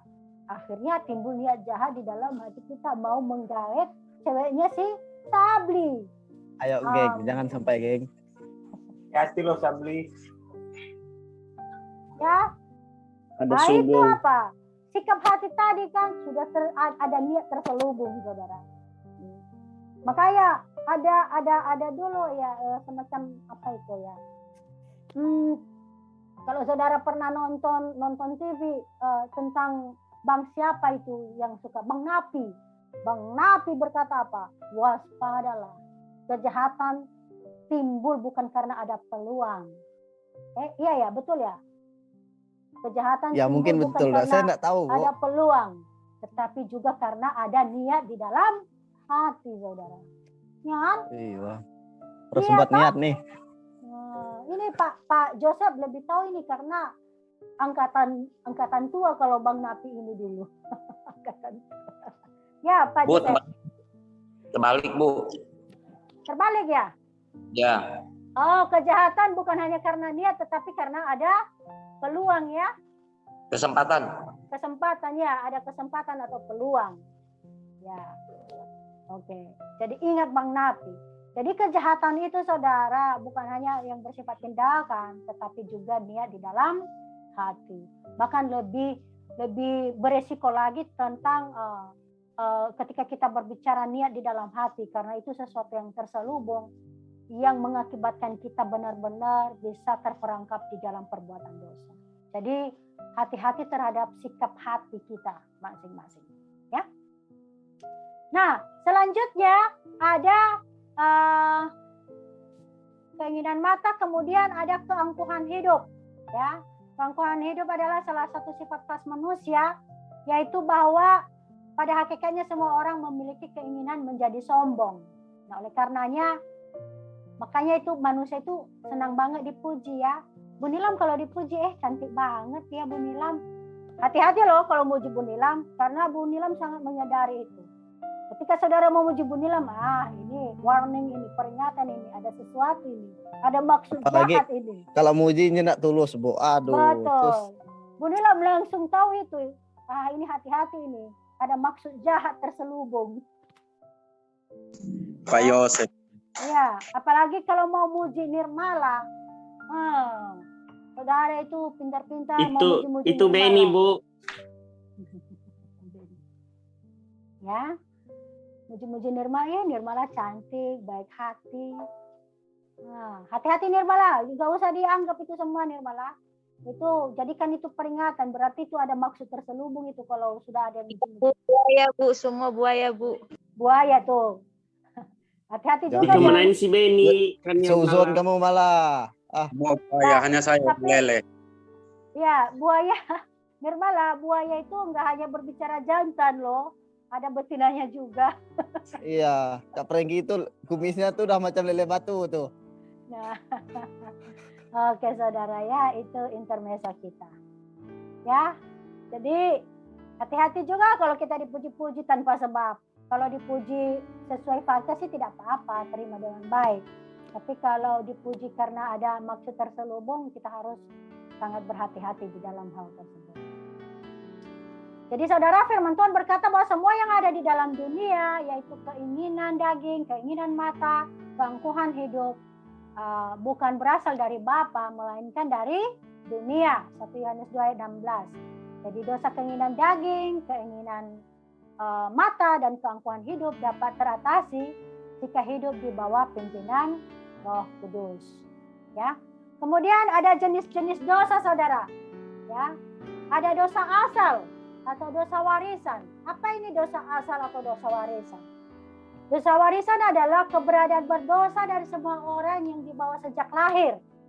Jadi maksudnya adalah oleh seorang Adam, dosa itu masuk ke dunia, kemudian menjalar bagi semua keturunannya. Jadi penjelasannya seperti berikut. Akibat dosa asal dari Adam telah mengakibatkan kerusakan yang menjangkau seluruh aspek natur dan keberadaan manusia. Ya, jadi aspek natur dan keberadaan manusia itu termasuk rasio, hati nurani, kehendak hati, emosi, bahkan keberadaan secara menyeluruh, saudara. 2 Korintus 4 ayat 4, kemudian 1 Timotius 4 ayat 2, Roma 1 ayat 28. Ya, bahkan dalam Efesus 4 ayat 18, kemudian Titus 1 ayat 15, semua tertuliskan hal tersebut. Jadi semua orang tanpa kecuali mewarisi keberadaan berdosa dari orang tua mereka. Orang tua mereka mewarisi dari orang tua mereka. Dan secara turun-temurun, ya, dosa dari Adam dan Hawa itu diturunkan kepada semua orang. Secara turun-temurun dari generasi ke generasi. Dari orang tua, ya, dari orang tua ke anaknya. Dari anak yang sudah menjadi orang tua ke anaknya lagi, ya, sampai kembali tentu kepada Adam dan Hawa. Nah, saudara, semua orang memiliki yang namanya dosa asal ini. Ya, dosa asal ini mengakibatkan apa? Kerusakan moral, saudara. Ya, kerusakan moral dalam sifat manusia yang diturunkan dari satu generasi ke generasi berikutnya. Ya, kita bisa melihat bahwa akibat dari dosa asal ini apa? Maut atau kematian. Roma 6 ayat 23. Ya. Nah, secara khusus hukuman bagi dosa warisan adalah kematian rohani. Ya. Kematian rohani adalah apa? Terpisahnya kehidupan manusia dari kehidupan Allah. Kejadian 2 ayat 17, Roma 5 ayat 21 serta Efesus 2 ayat 1 dan 5, saudara. Itu yang disebut dengan dosa warisan. Ya. Dosa yang diwariskan, ya, kepada semua keturunan, ya, Adam dan Hawa, ya, dari orang tua kemudian diturunkan lagi kepada anaknya. Nah, Maaf Bu, kita ya, tinggal 4 menit lagi. Ya, saya tahu 4 menit, tetapi kita harus tuntaskan materi ini. Siapa itu tadi? Asas, Bu. Asas. Mau kemana kamu, Asas? Enggak Bu, soalnya dibilang di grup, dibilang sama ibu, makanya saya.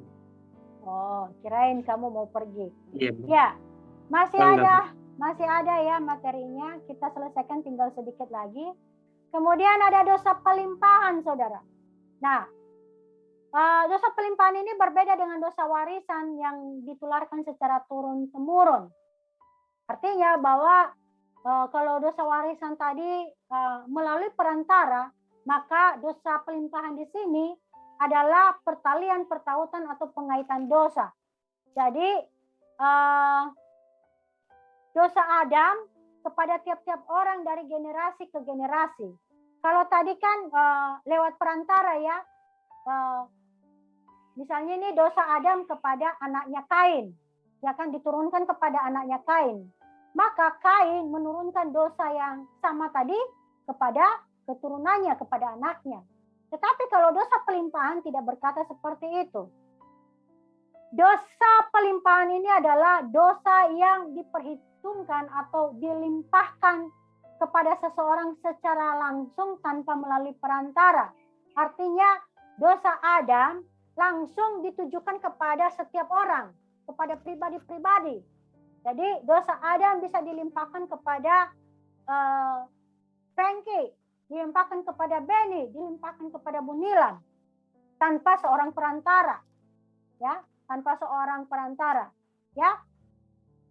Karena misalnya saya adalah keturunan Adam, maka dosa yang ada pada Adam itu langsung dilimpahkan kepada saya secara langsung. Jadi tidak lagi melalui orang tua, itu yang disebut dengan dosa pelimpahan. Nah, jadi dosa pelimpahan ini dikenal dengan istilah dosa imputasi atau pertalian dosa, saudara. Apa bukti-bukti Alkitabnya? Nanti saudara bisa mengecek ya dalam Imamat 7 ayat 18, kemudian 17 ayat 4, 1 Samuel 22 ayat 15, 2 Samuel 19 ayat 19, serta Mazmur 32 ayat 2. Selanjutnya, dosa pribadi. Apa itu dosa pribadi? Nah, dosa pribadi adalah dosa atau perbuatan jahat yang dilakukan sendiri oleh setiap pribadi. Ya. Artinya ketika saya berbohong, maka itu disebut dengan dosa pribadi. Ketika saya mencuri, itu adalah dosa pribadi, saudara. Ya, oke. Nah, tentu dosa pribadi ini hanya dilakukan oleh orang yang sudah berpotensi melakukan dosa pribadi. Ya, tentu dosa pribadi ini kecuali bayi ya, yang belum memiliki hakikat tanggung jawab atau belum bisa membedakan mana yang baik dan mana yang benar. Kalau bayi ya belum punya dosa pribadi, saudara. Bukti Alkitabnya nanti saudara bisa cek 1 Yohanes 1 ayat 6. Ya, kita bisa berdusta. Yakobus 2 ayat 4 bisa menimbulkan perpecahan. 1 Korintus 3 ayat 1 sampai 4 serta Galatia 5 ayat 19 sampai 21. Nah, kalau di data Alkitab sih banyak sekali contoh-contoh dosa pribadi yang disampaikan oleh Tuhan Yesus ya. Ayat Alkitabnya nanti saudara bisa cek Matius 11 ayat 51 sampai 18, kemudian Matius 23 ayat 1 sampai 36, Matius 12 ayat 22 sampai 27, kemudian Matius 20 ayat 28, ayat 20 sampai 28 serta Lukas 7 ayat 14. Dan masih banyak lagi, saudara. Nanti saudara bisa cek-cek apa saja jenis-jenis dosa pribadi. Ya, seperti itu. Nah, satu topik lagi tentang akibat dosa dalam kehidupan manusia, saudara. Ya, akibat dosa dalam kehidupan manusia. Yang pertama, bagi orang tidak percaya. Nah, bagi orang tidak percaya, ya, orang mati di luar Kristus, mati dalam keadaan tidak percaya kepada Yesus pasti akan mengalami kebinasaan di neraka atau penderitaan selama-lamanya di lautan api kekal. Dari mana kita tahu semua ini, saudara? Karena Alkitab menjelaskan demikian. Bilangan 16 ayat 33, Lukas 16 ayat 23, Wahyu 20 ayat 15. Kemudian bagi orang percaya yang berdosa, ya, bagi orang percaya yang jatuh di dalam dosa dikatakan bahwa persekutuan dengan Allah menjadi rusak. 1 Yohanes 1 ayat 3, ayat 6 dan ayat 7. Ya, Ciri-ciri orang yang memiliki persekutuan yang rusak dengan Allah biasanya apa? Jenuh berdoa, saudara. Malas membaca Alkitab, malas merenungkan firman Tuhan. Kemudian kehilangan kasih, kehilangan semangat untuk memberitakan Injil. Ya. Kemudian apa lagi? Selain persekutuan dengan Allah menjadi rusak, yang kedua ciri-cirinya atau hukuman bagi orang percaya yang berbuat dosa adalah kehilangan sukacita dan cenderung hidup dalam kekalahan rohani. 1 Yohanes 1 ayat 6, pasal 2 ayat 10. Serta mengakibatkan kurang percaya terhadap doa yang disampaikan kepada Allah. 1 Yohanes 3 ayat 19 sampai 22. Selanjutnya, bagi orang percaya yang terus-menerus berbuat dosa. Apabila ada orang yang mengaku percaya tapi terus-menerus hidup di dalam dosa, maka Allah akan menghajar ya, atau menegur anak-anaknya agar bertobat. Ibrani 12 ayat 5 sampai 11 serta Wahyu 3 ayat 19. Nah, saudara, hajaran itu bisa berupa apa, saudara? Bagi orang percaya yang terus-menerus hidup di dalam dosa, bisa hukuman terhadap kesehatan jasmani. 1 Korintus 11 ayat 30. Ya, jika penyakit sudah diperiksa atau diobati oleh dokter tetapi tidak sembuh-sembuh, bisa saja mungkin penyebabnya adalah dosa, saudara. Ya. Tentu di sini dibutuhkan yang namanya apa? Penyembuhan melalui pengakuan dosa serta pertobatan yang sungguh-sungguh. Kemudian apa lagi? Hukuman dikucilkan dari hadapan masyarakat, khususnya dari jemaat. Nah, saya ingat waktu saya kurang tahu apa masih berlaku sekarang ya. Kalau di Nias dulu, kalau ada jemaat yang berzina, hukumannya adalah dikucilkan dari hadapan masyarakat, khususnya dari jemaat. Bisa dikeluarkan dari jemaat, saudara, kalau berbuat zina. Ya, 1 Korintus 5 ayat 2. Ya, banyak sekali ya. Kemudian ada hukuman kematian fisik. 1 Korintus pasal 5 ayat 5, kemudian pasal 11 ayat 30. Kalau hukuman secara fisik bagi orang yang berbuat dosa secara terus-menerus, kalau dalam 1 Korintus 5 ayat 5, Paulus berkata apa? Orang yang seperti ini kita serahkan kepada iblis, biar tubuhnya binasa tetapi rohnya selamat. Ya, itu yang dikatakan oleh Paulus dalam 1 Korintus 5 ayat 5, saudara. Jadi jelas ya, akibat-akibat dosa bagi manusia, bagi orang tidak percaya, bagi orang percaya yang jatuh di dalam dosa, kemudian bagi orang percaya yang terus-menerus hidup di dalam dosa. Saya kurang tahu apakah seperti apa menurut saudara, tetapi mungkin pembahasan akan semakin berkembang. Kalau saudara mau bisa membaca tentang ada materi yang saya sampaikan untuk kelas Dogmatika 3 dengan topik, kalau tidak salah, tentang Roh Kudus, tentang pengalaman-pengalaman orang-orang yang hidup di dalam dosa ini. Itu melalui diskusi dengan kelas semester 7 sebelumnya. Dan itu bagus sekali tanggapannya. Kalau saudara mau nonton, silakan. Ya, bisa dilihat link di YouTube. Nah, demikian saja penjelasan bagi kita, saudara, untuk materi pada hari ini. Ya, memang seperti di awal tadi Bu Nilam sudah sampaikan bahwa materi hari ini sangat padat, sehingga kita pasti akan memaksimalkan waktu. Kalau lewat sedikit, ya itu bisa dianggap ini ya, saudara. Jangan sampai saudara menganggap itu sebuah kelalaian, karena kita harus menyelesaikan materi kita.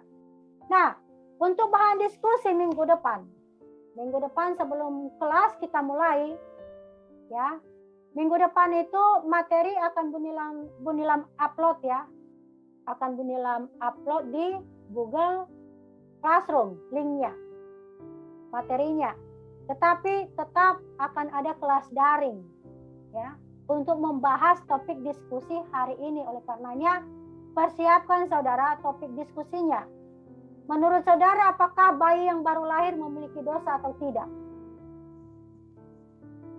Itu topiknya. Ibu, mohon maaf Ibu. Ya.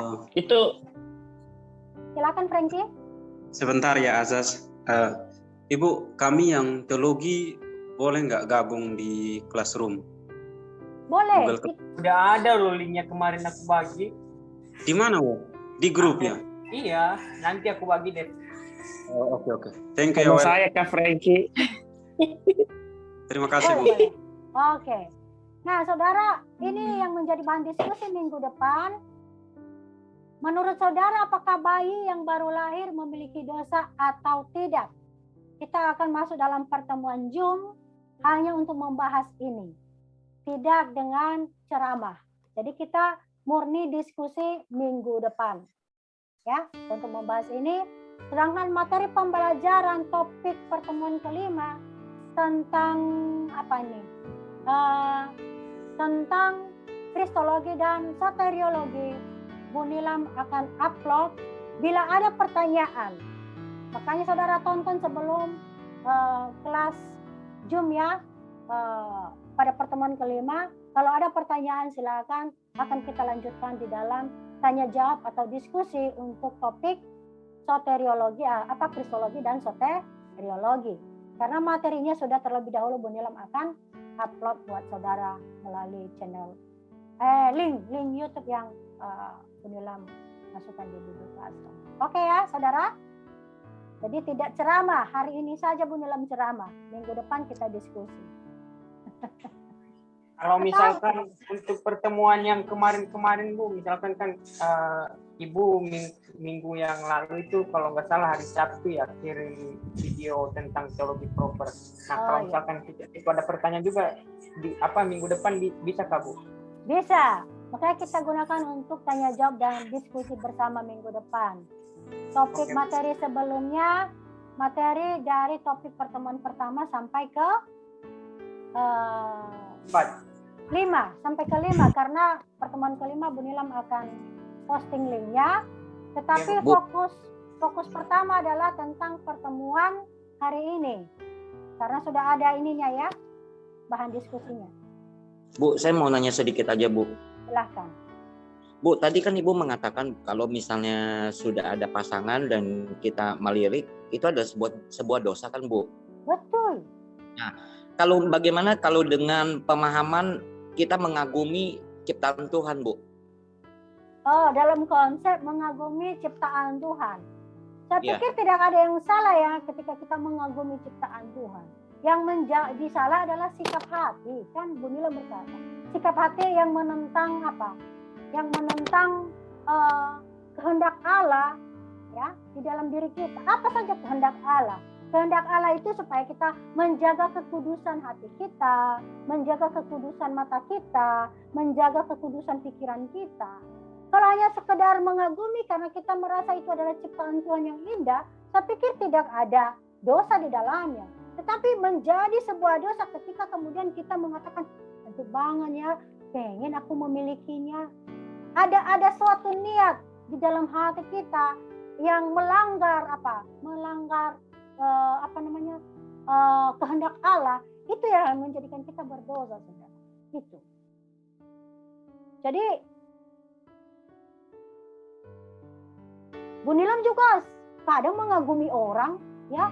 Misalnya nih siapa yang sering saya puji ini. Nah, ketika saya puji itu pertanda saya kagum gitu loh.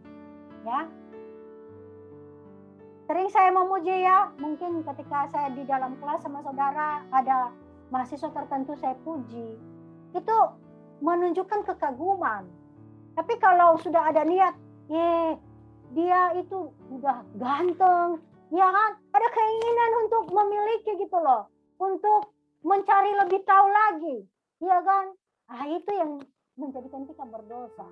Apalagi seperti misalnya Bu Nilam kan sudah status sebagai istri, tapi memiliki keinginan tersebut, istilahnya pujian itu ada unsur-unsur yang lain di dalamnya, itu yang menjadikan itu dosa. Ya? Itu yang menjadikan dosa. Begitu Pak Joseph.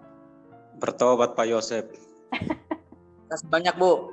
Sama-sama Pak. Kalau mengagumi lo Pak Yo, bisa salah alamat nanti. Welman, kamu ada yang mengagumi enggak? Kasihan Pak Yosef tuh. Kalau Sudah ada loh yang mengagumi si Welman. Ibu, kalau menurut saya kalau laki-laki mengagumi seorang perempuan dan tidak mengingini itu omong kosong, Bu. Karena Nah, Betul. semua laki-laki begitu, Bu. Ini kita jujur aja ya, Bu. Jangan bawa-bawa lah, saya enggak mau itu. Omong kosong lah. Pertentangan itu dengan saya. iya, makanya Jangan bawa orang lain ke Frankie. Makanya memang buaya Bunda kalian ini. Makanya Bu Nila menegaskan, kalau hanya sekedar mengagumi, kita kan misalnya mengagumi, contohnya nih, seperti Bu Nilam kan, ada satu artis artis Cina, namanya Zhao Liying. Bu Nilam sangat kagum sekali terhadap dirinya. Terus ada satu aktor yang Bu Nilam sangat suka, namanya Su Kai. Ya, itu artis Cina lah contohnya. Su Kai itu ganteng banget gitu loh. Ganteng itu. Nah, itu kan rasa mengagumi, bukan hanya karena dia ganteng, tapi saya melihat skillnya, actingnya bagus. Jadi tentu ketika kita mengagumi seseorang, karena ada sesuatu ya yang unik dalam diri orang tersebut, yang mana yang memang pantas kita akui. Tapi ketika kemudian saya bilang, ih, si Suka itu ganteng banget, dia pengen dong saya punya suami seperti Sukai. Nah itu yang berdosa di hadapan Tuhan karena sudah ada keinginan di dalamnya. Iya kan? Tapi kalau mengagumi Sukai, selain ganteng ternyata skillnya hebat. Di antara semua aktor Cina yang saya sudah tonton, ternyata si Sukai itu actingnya bagus gitu ya. Nah, saya pikir itu nggak ada dosa lah. Itu namanya mengakui kelebihan orang lain. Pantas kita mengagumi. Atau seperti tadi Bu Nilam katakan si Zhao Liying, wow, luar biasa, orang yang benar-benar bertalenta, ya. Dan itu adalah pengakuan, tidak ada unsur iri hati. Pengen seperti Zhao Liying, saya mau jadi artis juga. Akhirnya saya menghalalkan segala cara untuk mencapai ambisi. Ya itulah yang disebut dengan keinginan dosa. Karena sudah ada keinginan untuk menyamai karena sesama perempuan ya. Jadi hati-hati dengan niat di dalam hati kita. Wajar kita mengagumi orang kok. Karena ketika kita mengagumi orang itu, kita mengakui kelebihan dan kekurangan. Artinya menerima keberadaan orang lain secara utuh. Tanpa tendensi di dalam diri kita. Paham mungkin ya yang saya maksud? Itu dia. Paham, Bu. Ya. Paham, Bu. Sejauh mana kepahamanmu, Asas? Jangan jadi buaya kamu aja. Pemikiran. Di situ yang buaya ya. Oke, kita hentikan saja ya. Kita hentikan sudah 1 jam 59 menit untuk rekamannya. Atau udah lebih dari ini ya. Mestinya kita 1 jam 40 menit. Kalau sudah tidak ada yang mau kita bahas, nanti persiapin saja bahan diskusinya. Untuk pertemuan selanjutnya dalam pertemuan yang kelima kita akan diskusi di sana. Demikian saja untuk hari ini saudara. Terima kasih. Tuhan Yesus memberkati. Mari kita bersatu. Kita nggak foto, Bu. Nanti kita berdoa dulu ya. Mari kita bersatu dalam doa. Allah Bapa dalam surga, terima kasih untuk hari ini. Kami sudah membahas topik antropologi dan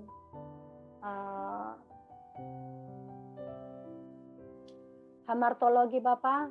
Biarlah dalam setiap materi yang sudah kami sampaikan di dalamnya kami mendapatkan pencerahan. Kami bisa memilah-milah apa yang akan menjadi ciri khas diri kami dalam memahami keilmuan yang telah terjabarkan hari ini. Dan Yesus bimbing dan tuntun seluruh mahasiswa kami yang hadir di kelas hari ini. Tolonglah mereka supaya di dalam perjalanan kehidupan mereka baik sebagai mahasiswa maupun sebagai hamba Tuhan yang siap melayani, keilmuan yang sudah mereka terima hari ini dapat berguna, bermanfaat bagi pelayanan mereka dan juga dalam pembentukan pribadi mereka. Terima kasihlah Bapa dalam surga, dan semua materi yang kami sampaikan hari ini kiranya memuliakan nama Tuhan. Ampuni kami dalam setiap dosa pelanggaran yang kami lakukan, baik melalui dosa isi hati kami, pikiran kami, bahkan tindakan-tindakan yang tidak mencerminkan kedaulatan Tuhan yang sudah hadir dalam hidup kami. Terima kasihlah Bapa dalam surga. Dan selanjutnya kami menyerahkan seluruh hidup kami dalam tangan kasih Tuhan. Jadilah kehendak-Mu dalam kehidupan kami. Jangan kehendak kami yang jadi. Amin. Terima kasih saudara. Silakan yang mau berfoto, kita berfoto sejenak. Tuhan berkati. Tuhan berkati, Bu. Tuhan berkati juga. Terima kasih, Siapa yang Bu. mau mengambil foto? Ayo Yupi, ambil foto tuh Yupi. Kasih action yang mantap ya, Yupinus. Kasih action yang bagus, yang bagus. Satu. Kayak Om Sabli itu keren tuh. Asas belum buka asas. Tidak apa-apa. Saya udah buka, Yup. Udah ya? Udah dari kemarin.